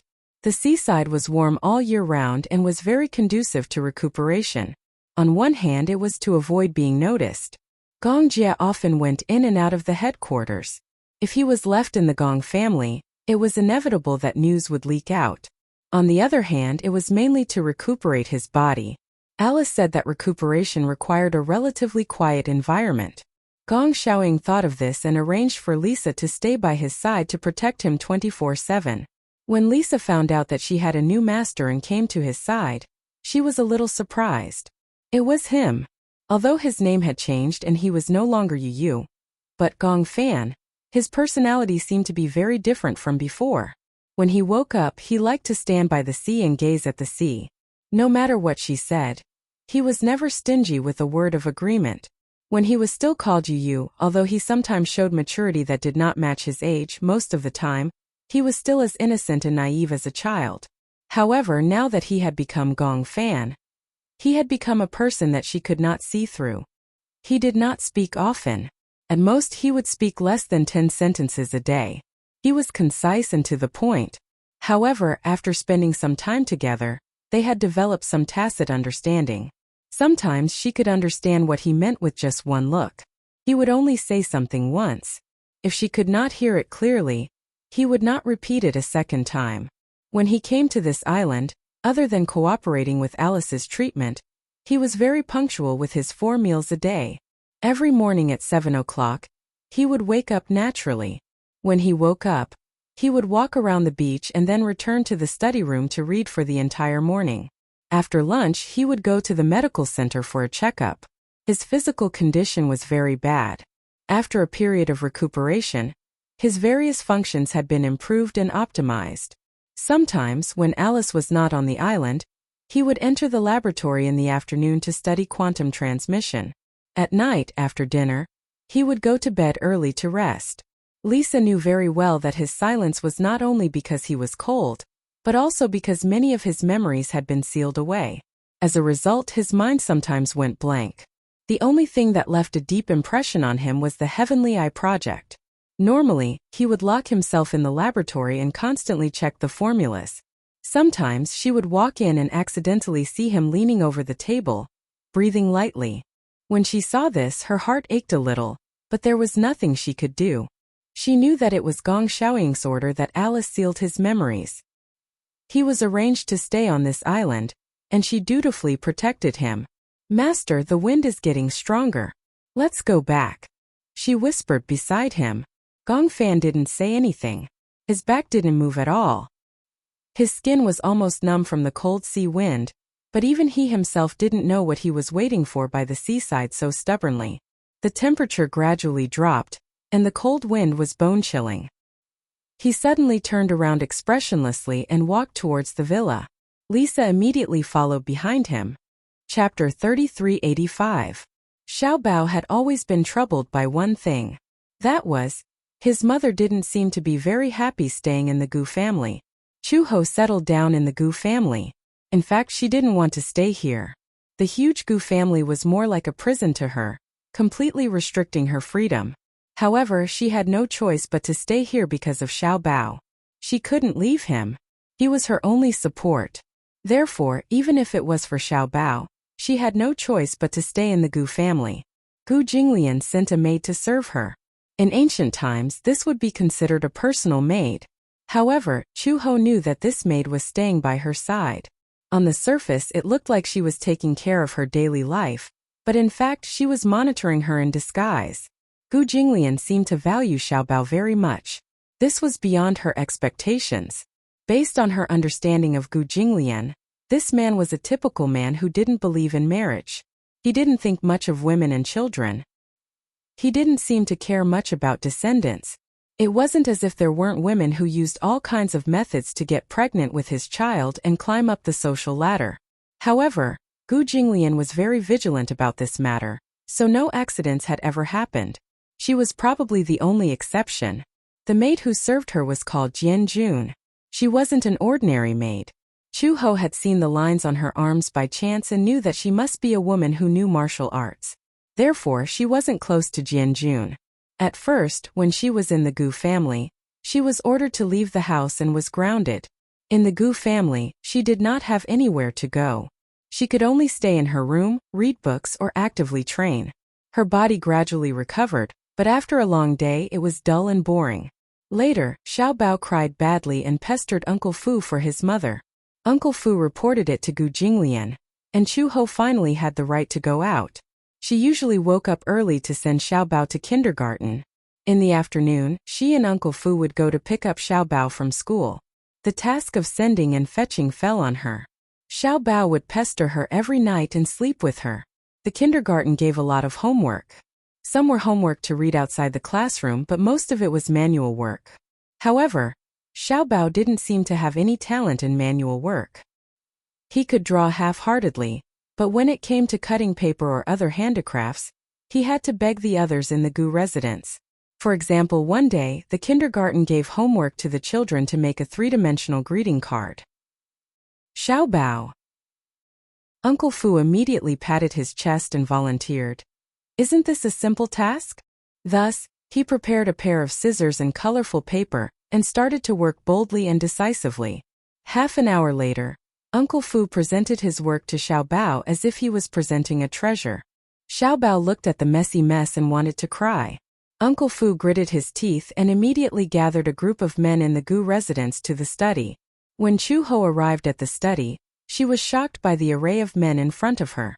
She saw a group of muscular, tall, and strong fighters of the Gu family hunched over a pile of paper with a frown. They held a pair of scissors and gestured up and down, but didn't know where to start. They were used to holding guns, fighting, being stabbed, and bleeding, but it was really difficult for a group of strong men to cut something so delicate with such a small pair of scissors. Chapter 3386. Half an hour later, a group of men were crying and begging for mercy. Young master, if you want us to start a fight, we can do it. We guarantee that we will climb a mountain of swords and plunge into a sea of fire. But making a greeting card is too difficult. We don't know how. Xiao Bao said angrily. Who wants you to fight and kill? It's just a simple manual task. Can't you do it? We really don't know how to do it. Yeah. This is much harder than beating people up. That's right. When we were young, it was already a luxury to have food to eat and a book to study to. Unlike now, we don't know how to give such difficult homework. Xiao Bao hated them for being so disappointing, so he asked Gu Jinglian for help. Thus, he took the notebook and walked to Gu Jinglian's study. Gu Jinglian was practicing calligraphy when Xiao Bao pushed the door open and walked in. He climbed onto him on all fours, laid out the handmade paper and scissors in front of him, and pressed them on the Xian paper. He demanded righteously, "Uncle, make a greeting card for me." Gu Jinglian was speechless. He looked coldly at the ink stain that Xiao Bao had accidentally spilled onto the Xian paper. He held back his anger and asked through gritted teeth, "Do you want to die? Uncle, please help me." Xiao Bao tugged at his sleeve pitifully and was about to cry. "If you don't help, I won't be able to find anyone to help me. Make it yourself." "But I don't know how to do it." Xiao Bao said pitifully. "I don't know how to use scissors. It's so hard to learn." He bit his lip and stretched out his hands pitifully. His fingertips were full of scissors. It was obvious that he had been cut by scissors. Gu Jinglian furrowed his brows. A hint of nervousness finally appeared in his eyes. "What happened?" "I don't know how to use scissors. That's why I keep cutting my fingers." Gu Jinglian's lips twitched violently. He said impatiently, "So troublesome." However, even though he was stubborn, he still picked up the scissors and snorted coldly. "What do you want to make?" "Greeting card." Xiao Bao smirked. "The three-dimensional kind. A 3D greeting card? Who would do that?" Gu Jinglian's face was gloomy. He folded a piece of handmade paper into two halves and then waved his brush. A minute later, Xiao Bao stared blankly at the greeting card that Gu Jinglian had made. It was a piece of white handmade paper. It was folded in half and there were two large words written on it with a brush. Three-dimensional. Done. Gu Jinglian rested his chin on his hand. A 3D greeting card. Xiao Bao's eyes widened in shock. "That's how it works. Didn't you say you want to make a 3D greeting card?" Gu Jinglian pointed at the two words on it. "Yes, it's very three-dimensional." Xiao Bao. This was truly a painstaking effort. "Uncle, you're too perfunctory. Is it so difficult to make a three-dimensional greeting card?" "Harder than beating you up." Xiao Bao. If he still couldn't understand the threat in his words, then he would really be a silly Xiao Bao. He obediently packed up his belongings and walked to the door with a frown. Gu Jinglian looked at his aggrieved back and frowned. This guy was really useless. Late at night, Chu Ho walked past the study and inadvertently saw that the light was still on through the half-closed door. She opened the door doubtfully and saw Gu Jinglian sitting in front of the desk, yawning lazily. On the desk, there were all kinds of handmade paper in various colors. There were handmade knives, scissors, and other tools. Chapter 3387. He looked a little tired as he lowered his head. The greeting card in his hand was already half done. After Xiaobao fell asleep, Uncle Fu came to tell him that Xiaobao was crying because of the greeting card. Gu Jinglian secretly scolded him for being a good-for-nothing for crying over such a small matter. He ordered Uncle Fu to prepare the handmade paper. After studying it for a while, he began to work seriously. Actually, the three-dimensional greeting card was not difficult, but he did not have the patience to do so. However, a certain man had always had a sharp tongue. When Xiaobao cried, his heart softened. He did not say anything on the surface, but secretly started working at night while the little guy was asleep. The principle of the three-dimensional greeting card was very simple, but it required a lot of patience to work on it. The details were extremely complicated. If he was careless, he would fail at the last step. He followed the tutorial provided by Uncle Fu and finished the back. Then he used a pen to outline the lines on the drawing, and used a handmade knife to cut it bit by bit. Chu-Ho stood at the door and watched silently.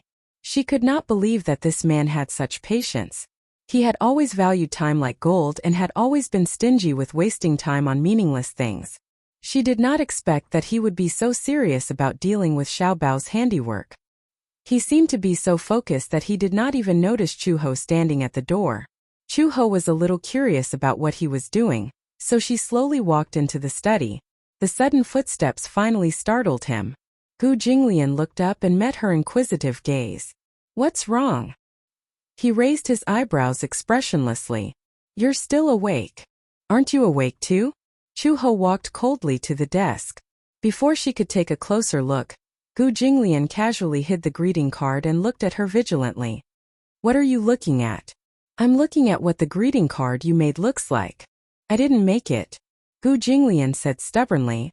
"Uncle Fu made it." "Oh, then let me see what Uncle Fu's greeting card looks like." "Get lost." "What? Are you shy?" Chu-Ho smiled and said, "Indeed, with your temperament, I don't think you have the patience to deal with a kindergarten's manual work." "I told you to shut up, didn't you hear me?" Chu-Ho reached out and pushed his arm away. Gu Jinglian blocked her hand with a backhand. "You won't let me see, but I insist on seeing." Chu-Ho's other hand also reached for the handmade greeting card that he was blocking. Gu Jinglian snorted coldly, grabbed her wrist and fiercely swung it away. "You dare?" Back and forth, the two of them had already exchanged 3 to 4 rounds of blows. Chu-Ho was skilled in martial arts, but Gu Jinglian was no pushover either.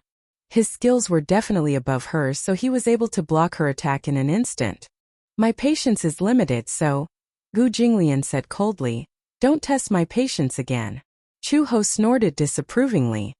"It's probably because it's ugly." Gu Jinglian was speechless. "It's fine if you don't want to see it. I'm not interested anyway." After Chu-Ho said that, she left the room without looking back. Gu Jinglian stared at her back view.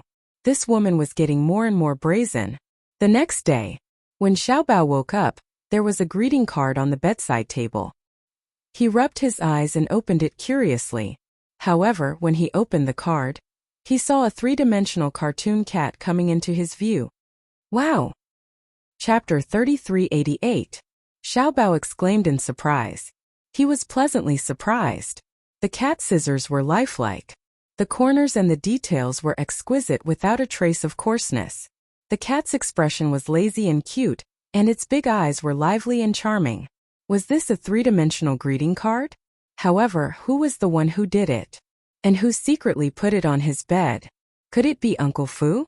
Xiaobao put on his clothes and took the card to Uncle Fu. He asked excitedly, Uncle, did you make this?" Uncle Fu looked down at the card in his hand and smiled knowingly. He nodded. "Yeah, what do you think? Do you like it?" Xiaobao nodded excitedly. "Yeah, I like it very much. I didn't expect Uncle Fu to make such a beautiful greeting card. But why was the card you made yesterday so ugly? This is what a greeting card should be." Uncle Fu scratched the back of his head guiltily. He coughed awkwardly and cleared his throat. "No, I was just trying to make you happy." But in reality, this greeting card was not made by him at all. In the morning, a man who had stayed up all night to make the card came to him, and asked him to put the card on Xiao Bao's bed. Uncle Fu's eyes almost fell out of their sockets when he saw the greeting card made by Gu Jinglian. "Old master, I didn't know you were so clever with your hands." Gu Jinglian glared at him. "If it weren't for you useless people, I wouldn't have been so clever with my hands." Uncle Fu rubbed his nose awkwardly. "You don't even know how to make a greeting card. Have you really gone senile?" Fu Bo complained aggrievedly. "How could that be? I've never made one before." "Cut the crap," Gu Jinglian said. "If there's a next time." "There definitely won't be a next time." Gu Jinglian turned around and was about to go back to his room when he suddenly thought of something. He said to Uncle Fu, "If that guy asks who did it, just say you did it. How would I dare to steal old master's credit? Do as I say." Gu Jinglian said coldly, "Did you hear that?" Uncle Fu looked at him and finally understood. He nodded. "If you dare to leak any information, I won't spare you." "Yes, master." Uncle Fu narrowed his eyes meaningfully and observed Gu Jinglian's uneasy expression. He knew. Master must have felt that staying up all night to make handicrafts for the little guy was a very shameful thing. However, Laoi was used to being stubborn and wanting to save face. Thus Uncle Fu took the blame. Xiao Bao held the greeting card and found Chu Ho. He said happily, "Mom, look, Uncle Fu made a greeting card for me. Is it nice?" Chu Ho looked at the greeting card in his hand. The surface of the card was simple but exquisite. When he flipped it open, a lifelike kitten could be seen. However, Xiao Bao said that it was Uncle Fu who did it. She didn't think so. Gu Jinglian probably felt that it was too shameful for him to stay up all night to make a greeting card for a child. So he pushed the blame to Uncle Fu. It was hard to imagine that a man like him would make such a cute greeting card. It didn't match at all. Xiao Bao suddenly said regretfully, "If only Uncle made it." Chu Ho heard this but didn't understand. "Why?" "Because..." Xiao Bao hugged the greeting card and pouted. "I want a greeting card made by Uncle." "Why must it be a greeting card made by Uncle?" Chu Ho squatted down with interest and saw Xiao Bao looking at her bashfully. He was a little embarrassed to say it out loud. Because he liked Uncle. Chapter 3389. Because he liked his uncle. Therefore, if it was something made by his uncle, he would cherish it even more. However, with his uncle's cold personality, he wouldn't have the patience to make such a childish thing, right? Xiao Bao took the greeting card to school. In class, the teacher asked the children to show off their handiwork. The children ran up the stage, either proud of their handiwork. The children in kindergarten had limited hands-on skills. Therefore, most of them completed their handiwork with the accompaniment of their parents. Most of the children said proudly, "My mom made this greeting card with me." Xiao Bao flipped open the greeting card he made, but he was a little disappointed. This greeting card was made by Uncle Fu, but how he wished that it was made by his uncle. When it was his turn to go on stage, he took his time and walked to the blackboard with the greeting card. The teacher walked to his side and squatted down gently. Seeing his complicated expression, she was a little puzzled. "What's wrong, Xiao Bao? Where's your greeting card?" Xiao Bao passed the greeting card in his hand to her. The teacher opened the greeting card. Before she could show it to the children, she was stunned by the exquisite greeting card. She thought to herself, "This greeting card is so exquisite, it must be the work of an adult. How can a child be so good at hands-on work?" Just by looking at the edges and corners, which were so smooth that there were no flaws, she knew that the parent must have put in a lot of effort to make this. The teacher immediately spread out the greeting card and showed it to the other children. There was an exclamation from below the stage. This made Xiao Bao feel very proud. When the children on stage before him showed their greeting cards, there weren't so many exclamations. This showed that his greeting card was very beautiful. "What a cute kitten. This is the most beautiful greeting card I've ever seen." The teacher was even more suspicious. She even suspected that the greeting card was bought. However, upon closer inspection, she realized that every stroke was hand-pasted. Even the color was painted on with a marker pen. It must have been done by the parent. However, even though she was well aware of it, in order to take care of the child's feelings, she still asked, "Who made this card with you?" Xiao Bao opened his small mouth and was just about to say the words Uncle Fu, when he looked at the little guy sitting below the stage. They all stared at him with their eyes wide open and were extremely curious. He suddenly swallowed the words Uncle Fu. He hesitated and fiddled with his fingers. He was a little unwilling, and his eyes couldn't help but redden. He was really envious. His friends were all accompanied by their parents, but for him, it was Uncle Fu who made it. It was not that he disliked Uncle Fu, but compared to Uncle Fu, he hoped that this greeting card was made by Gu Jinglian. With that thought in mind, he subconsciously said, "My father made this." "Your father?" Xiao Bao suddenly felt a little guilty, but he still forced himself to nod. In his heart he hugged Uncle Fu's thigh and cried, "Wah! Uncle Fu, I'm sorry. I didn't mean to betray you." Even the teacher couldn't help but be shocked. Chapter 3390. For example, if a man were to do this kind of manual work, he would not be able to do it so meticulously.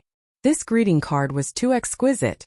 It was hard to imagine that there would be such a meticulous man who could do such a boring manual work so meticulously. "My dad is very awesome." Xiao Bao clasped his hands behind his back and said proudly, "My dad is the most handsome man in the world. Not only is he very tall, he's also very good at everything. He's the most handsome man I've ever seen." The teacher looked at him with a smile. Children were innocent and unaffected. In a child's heart, their father had always been an imposing and sacred figure. Below the stage, a chubby boy suddenly stood up and accused, "Nonsense." Little Treasure looked at him and frowned curiously. "What nonsense are you talking about? Nuhan, what do you mean?" The chubby boy crossed his arms and said disdainfully, "Your dad is definitely not as handsome as my dad. My dad is the most handsome man in the world." Just as he said that, Xiao Bao was not convinced. "What right do you have to say that your dad is more handsome than my dad? My dad is the most handsome. Your dad is not." The chubby boy snorted and appeared to be very contemptuous. "My dad is famous for being a handsome man.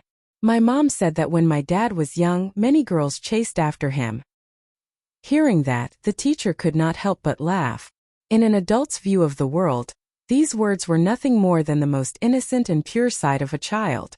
However, Xiao Bao took it seriously. "You're so fat, your dad should be chubby too." When the chubby boy heard that, the baby fat on his face trembled and his chubby face flushed red. He said angrily, "I'm not fat. You're fat. Big fatty, big fatty." The teacher hurriedly scolded, "Xiao Bao, don't quarrel. You're wrong to say big fatty Nuhan."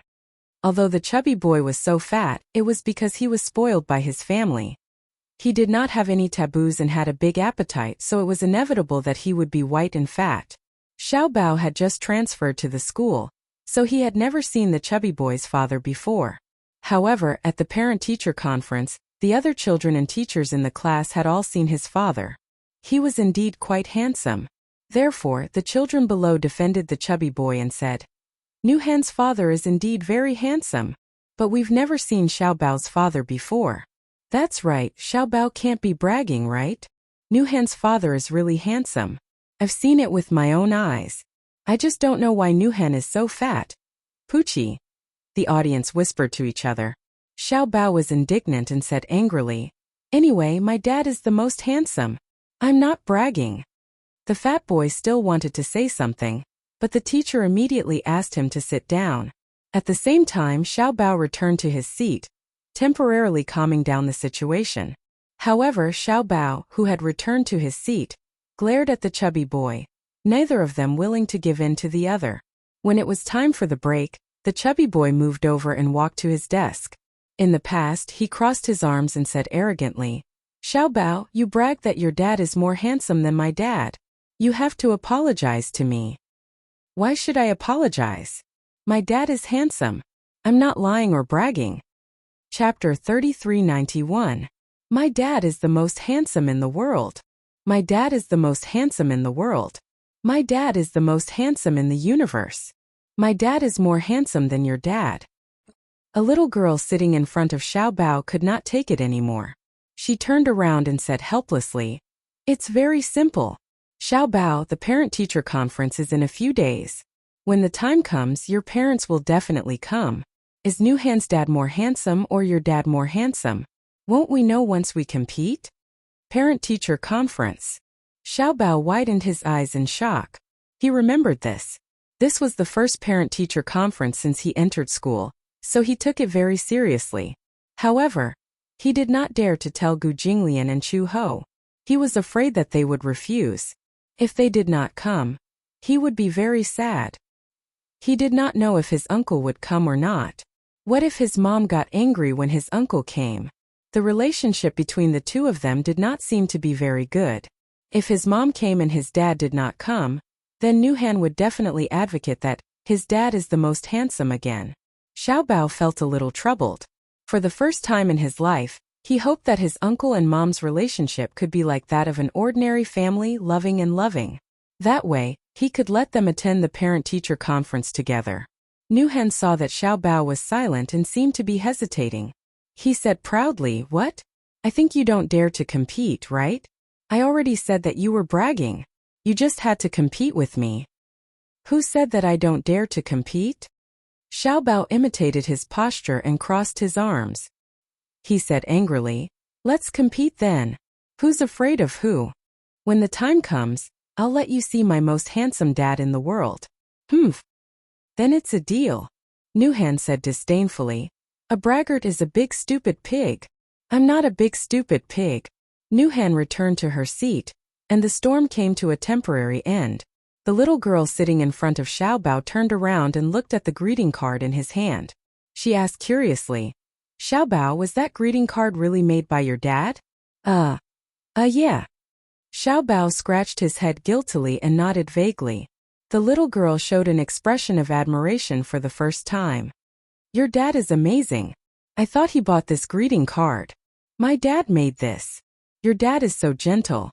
He's willing to spend time making greeting cards with you. My dad doesn't have the patience." Baby Chu recalled how Gu Jinglian had looked like he wanted to eat him alive when he begged him to make a greeting card last night. He forced a smile and said, "My daddy is the best." After school, Chu He came to pick him up, only to see his gloomy expression. "What's wrong?" Xiaobao shook his head, but he obviously had a heavy heart. Chu He hugged him in her arms and asked curiously, "What's wrong? What's on Xiaobao's mind now? Aren't you going to tell me?" "Mom, the parent-teacher conference is coming soon. Will you come?" Chu Ho was stunned. She didn't know whether to laugh or cry. "Of course I will. I thought it was something serious. So it's about this? Don't worry. Mom will definitely attend Xiaobao's parent-teacher conference." Xiaobao's eyes lit up. "Really?" "Yeah." Xiaobao jumped into her arms and said happily, "Mom is the best." He looked obedient on the surface, but he was secretly laughing. Sure enough, his mom was the easiest to handle. Chapter 3392. In the study, Gu Jinglian was holding a brush and writing calligraphy. Usually when he was free he did not have any other hobbies. He was used to writing calligraphy or painting. Just as he was concentrating, the door was suddenly pushed open. A rippling voice drifted in. "Uncle." Gu Jinglian's eyebrows twitched. Because he was shocked, the tip of the brush in his hand suddenly deviated and the stroke went far away. "Uncle, are you there? Can I come in?" Xiaobao's voice was flattering and fawning. It was coquettish and had a hint of coquettishness. However, this coquettishness was beyond the limits of what an ordinary person could bear. Gu Jinglian looked up with an ashen face, only to see Xiaobao leaning against the door. His body was leaning against the side of the door. His fair and tender face was blinking his eyes, as if he was throwing flirtatious glances at him. Was he trying to curry favor with him? But why was he trying to curry favor for no reason? "What's the matter?" "There's something I want to tell you." Gu Jinglian raised his guard and snorted coldly. "Come in." He removed the failed brush and ink, laid out a new layer of rice paper, dipped the brush in ink, and picked up the brush again. He had just written a line when he saw from the corner of his eye that Xiaobao had received approval. Like a shy little girl, he used his sleeves to cover half of his face and moved shyly into the study. The corners of Gu Jinglian's eyes twitched violently. He put down the brush and sized him up calmly. He had a feeling that this guy was a little abnormal today. Xiaobao ran in front of him with small quick steps. He curtsied and even imitated a proper greeting. "Greetings, uncle." Gu Jinglian snorted coldly. "You may rise." Xiao Bao stood up. His clear eyes were bright and clear. He blinked lightly and threw a flirtatious glance at Gu Jinglian. Uncle, there's something I don't know if I should discuss with you. Gu Jinglian narrowed his eyes. Why did this guy suddenly speak in such a genteel manner? Had he been watching period dramas these days? Speak. This is what happened. Xiao Bao cleared his throat and said, the teacher gave us homework yesterday. With the help of Mom and Dad, we finished a greeting card. Isn't the greeting card completed? Xiao Bao complained bitterly. But that card was made by Uncle Fu, not you. Gu Jinglian's expression turned cold. Xiao Bao continued, feeling wronged. The other kids in the class are all accompanied by their parents. And then? Xiao Bao blinked and said cutely, however, if you feel guilty towards me, it's okay. There's still a chance to make it up to you. Compensation. To hell with it. He had stayed up all night to make a greeting card for him, and now he wanted him to compensate him? Compensate for what? It's like this. Xiao Bao rested his chin on the table, his two little paws holding the corner of the desk, and said with a smile, soon, the kindergarten will hold a parent-teacher meeting. About this? Gu Jinglian said lightly, let Uncle Fu accompany you. Why? Xiao Bao almost exclaimed, no. Why do you want Uncle Fu to accompany me? Gu Jinglian raised his eyebrows. Why? You want me to accompany you? Yeah. Xiao Bao nodded vigorously. Yes. Gu Jinglian said, I don't have time. You're lying. Xiao Bao said in an extremely aggrieved tone. You have so much time every day. Why can't you go to the parent-teacher meeting? Gu Jinglian said coldly, I'm bored. Whoosh. Chapter 3393. Xiao Bao clutched his chest sadly. He pointed at him with a trembling little finger and said pitifully, bored? Let Uncle Fu go with you. Gu Jinglian picked up the weasel brush and dipped the tip of the brush in ink to lightly tap the tip of Xiao Bao's nose. A black dot the size of a bean instantly appeared on the originally fair tip of his nose. A hint of a smile finally appeared on the man's cold and elegant face. His gaze fell on the Xian paper again as he said mildly, you can discuss this matter with Uncle Fu. Xiao Bao suddenly ran to his side. His two little hands balled into fists as he gently knocked on his thigh and massaged him from time to time, trying to please him in every possible way. Even if you're bored, you should still go. As he said this, he ran to his side again. His two little hands worked strenuously to massage his shoulders as he said energetically, go. He narrowed his eyes. I'm not free. Xiao Bao said bitterly. Daddy and Mommy will always go to a child's parent-teacher conference. Uncle Fu isn't my daddy. Gu Jinglian was stunned. His heart was actually touched by this resentful remark. He looked up and his gaze fell on Xiao Bao. He saw him lying on his thigh, fiddling with his fingers aggrievedly. From time to time he would look at him angrily, obviously sulking. Gu Jinglian suddenly snorted meaningfully. Haven't you always called me uncle? Xiao Bao was speechless. How can uncle go to your parent-teacher conference? Xiao Bao was speechless. Gu Jinglian picked up the brush and wrote a few more strokes. Unless you change to calling me daddy, I won't go. He knew very well that Xiao Bao would never change to call him daddy. This was because this little guy seemed to be very sensitive to Chu Ho's feelings. Although this little guy was young and clumsy in everything he did, his ability to read people's expressions was very good. It seemed that because of Chu Ho, even though he knew that he was his father, he found it difficult to change the way he addressed him and call him daddy. Daddy. Xiao Bao straightened his head and called out.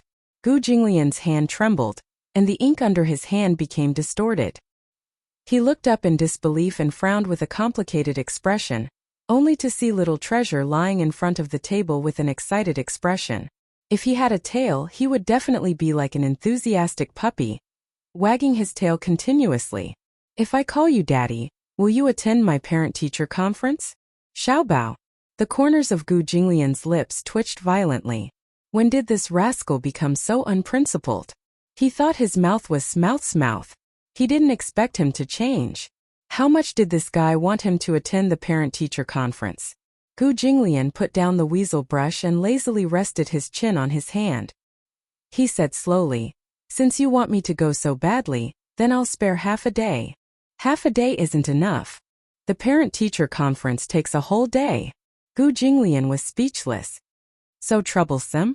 Okay. It's rare. This parent-teacher conference is very, very important to me. Xiao Bao swayed his little butt and put his palms together to beg him, looking very sincere. It was as if this parent-teacher conference was really important to him. Why? Because, just as he was about to say it, he suddenly thought of something. Xiao Bao suddenly pursed his little mouth awkwardly and said, "It's a secret." He couldn't tell him whose father was more handsome. Chapter 3394. If he didn't go, those kids would say that he was bragging. But he clearly wasn't bragging. If he went to the parent-teacher conference, those kids would be shocked. Gu Jinglian reluctantly agreed. I'll make an exception this time. There won't be a next time. Okay. Xiao Bao wagged his tail in joy and then said to him, "Then you and my mom will go together." Gu Jinglian narrowed his eyes when he heard this. What? Both of you? Xiao Bao saw his serious expression and suddenly felt uneasy. Both of you and my mom will go together. If she goes, there's no need for me to go. Gu Jinglian said coldly. Why? One person is enough to go to the parent-teacher conference. Xiao Bao puffed up his cheeks and glared at him angrily. He was obviously really sad. He stomped his feet in anger and said gloomily, I hate uncles the most. After saying that, she wiped her tears and ran away. Even though she ran far away, her miserable cries still echoed in the long corridor. Gu Jinglian's eyelids suddenly twitched violently. The next day, Xiao Bao arrived at the kindergarten. Early in the morning, he saw a group of children gathered together and excitedly passing around something that looked like a photo. Xiao Bao stuffed his little school bag under the table and sat down gloomily. He rested his chin on his hand and looked out of the window in a daze. When the chubby boy saw him, he immediately snatched the photo back from the child's hand. He walked to Xiao Bao's side and waved the photo in front of him. Xiao Bao looked away uninterestedly, his attitude cold. Last night, he cried himself to sleep under the blanket. When he woke up, his eyes were a little swollen. When Chu Ho asked, he only said perfunctorily that he didn't sleep well. However, only God knew how sad he was when Gu Jinglian said that he wasn't going to attend the parent-teacher conference. The chubby boy said, I'll show you how handsome my dad is. At the side, a group of children gathered around and chattered. I think Nuhan's father is more handsome than many of the celebrities on TV. It's such a pity that you're not a star. Exactly. If you become a celebrity, you'll definitely earn a lot of money. The fat boy turned around and said disapprovingly, Humph, how much money could a celebrity earn? My father runs a company, and he earns a few million a month. Wow! The group of little fellows exclaimed in surprise. They were all envious of him. Nuhan's father is handsome and owns a company. He's really amazing. Xiao Bao took the photo from the fat boy's hand and glanced at it. The man in the photo was very young. The background was at the entrance of a university. He was wearing a scholar's uniform. His face was indeed somewhat handsome. However, compared to Gu Jinglian, the difference was like heaven and earth. He threw the photo aside and snorted coldly. Humph! I was wondering how handsome your father was. Anyway, he's not as handsome as my father. Bragging. The chubby boy picked up the photo from the ground and said angrily, Xiao Bao, you only know how to brag. His father is definitely not as handsome as your father. Exactly. Nuhan's father is so powerful. Moreover, his name is so nice. Nuhan sounds much better than Xiao Bao Chu. Chapter 3395. When Xiao Bao heard this, he suddenly stood up agitatedly. Who said that my name is unpleasant? Xiao Bao was named by my mom. I like the name Xiao Bao. The little girl sitting in front turned around. She was a little unhappy with the chubby boy's arrogant behavior. She sided with Xiao Bao and said, Xiao Bao, didn't the teacher say that you changed your name? Gu Chengzi, I think it sounds much better than Nuhan. The group of children clamored. Then why were you called Xiao Bao Chu before? It's so unpleasant and feels so old-fashioned. Because Mom said that I was her precious baby. So I named myself Xiao Bao.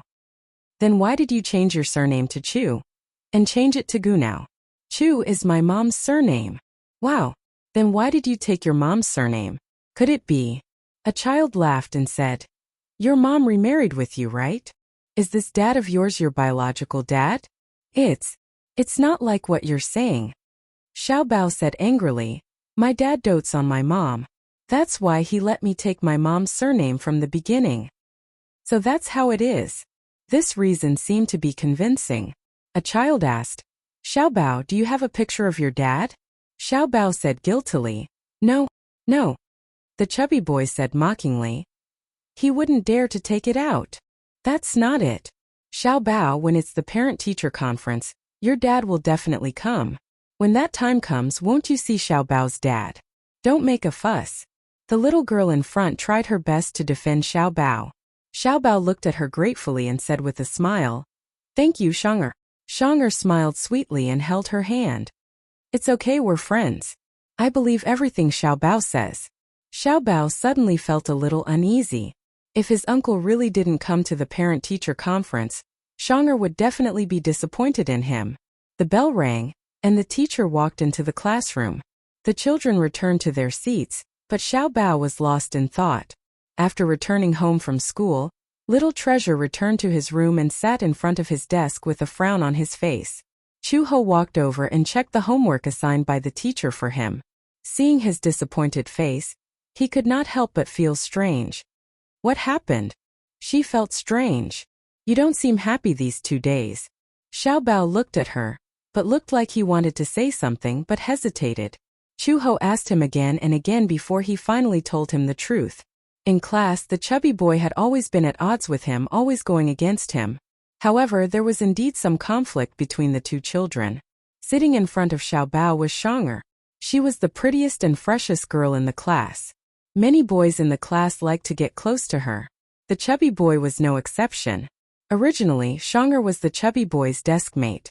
However, boys of this age would mostly use tricks to attract girls' attention. They would bump into her from time to time in class, and sometimes they would secretly pull her hair. Shang'er was tired of him and wanted to change seats. Shang'er raised her hand and said that she did not want to be Nuhan's desk mate. Thus, the teacher moved her to sit in front of Xiao Bao. Xiao Bao was a gentlemanly child. He was very polite and was very popular with the girls in the class. Chapter 3396. Xiao Bao was also trying to vent his anger in this competition. At the same time, he also had a small wish in his heart. He hoped that Chu Ho and Gu Jinglian could attend the parent-teacher conference together like ordinary loving parents. However, he also vaguely understood that this request seemed to be a little too much. When Chu Ho heard this, she felt a little guilty. The grudge between her and Gu Jinglian was an adult matter that affected the child. She didn't expect that the impact would be so deep. Furthermore, he did not expect Xiao Bao to have such a wish all this while. She asked, Is uncle willing to go? Xiao Bao said bitterly. He seems a little unwilling. Chu Ho was stunned but didn't say anything.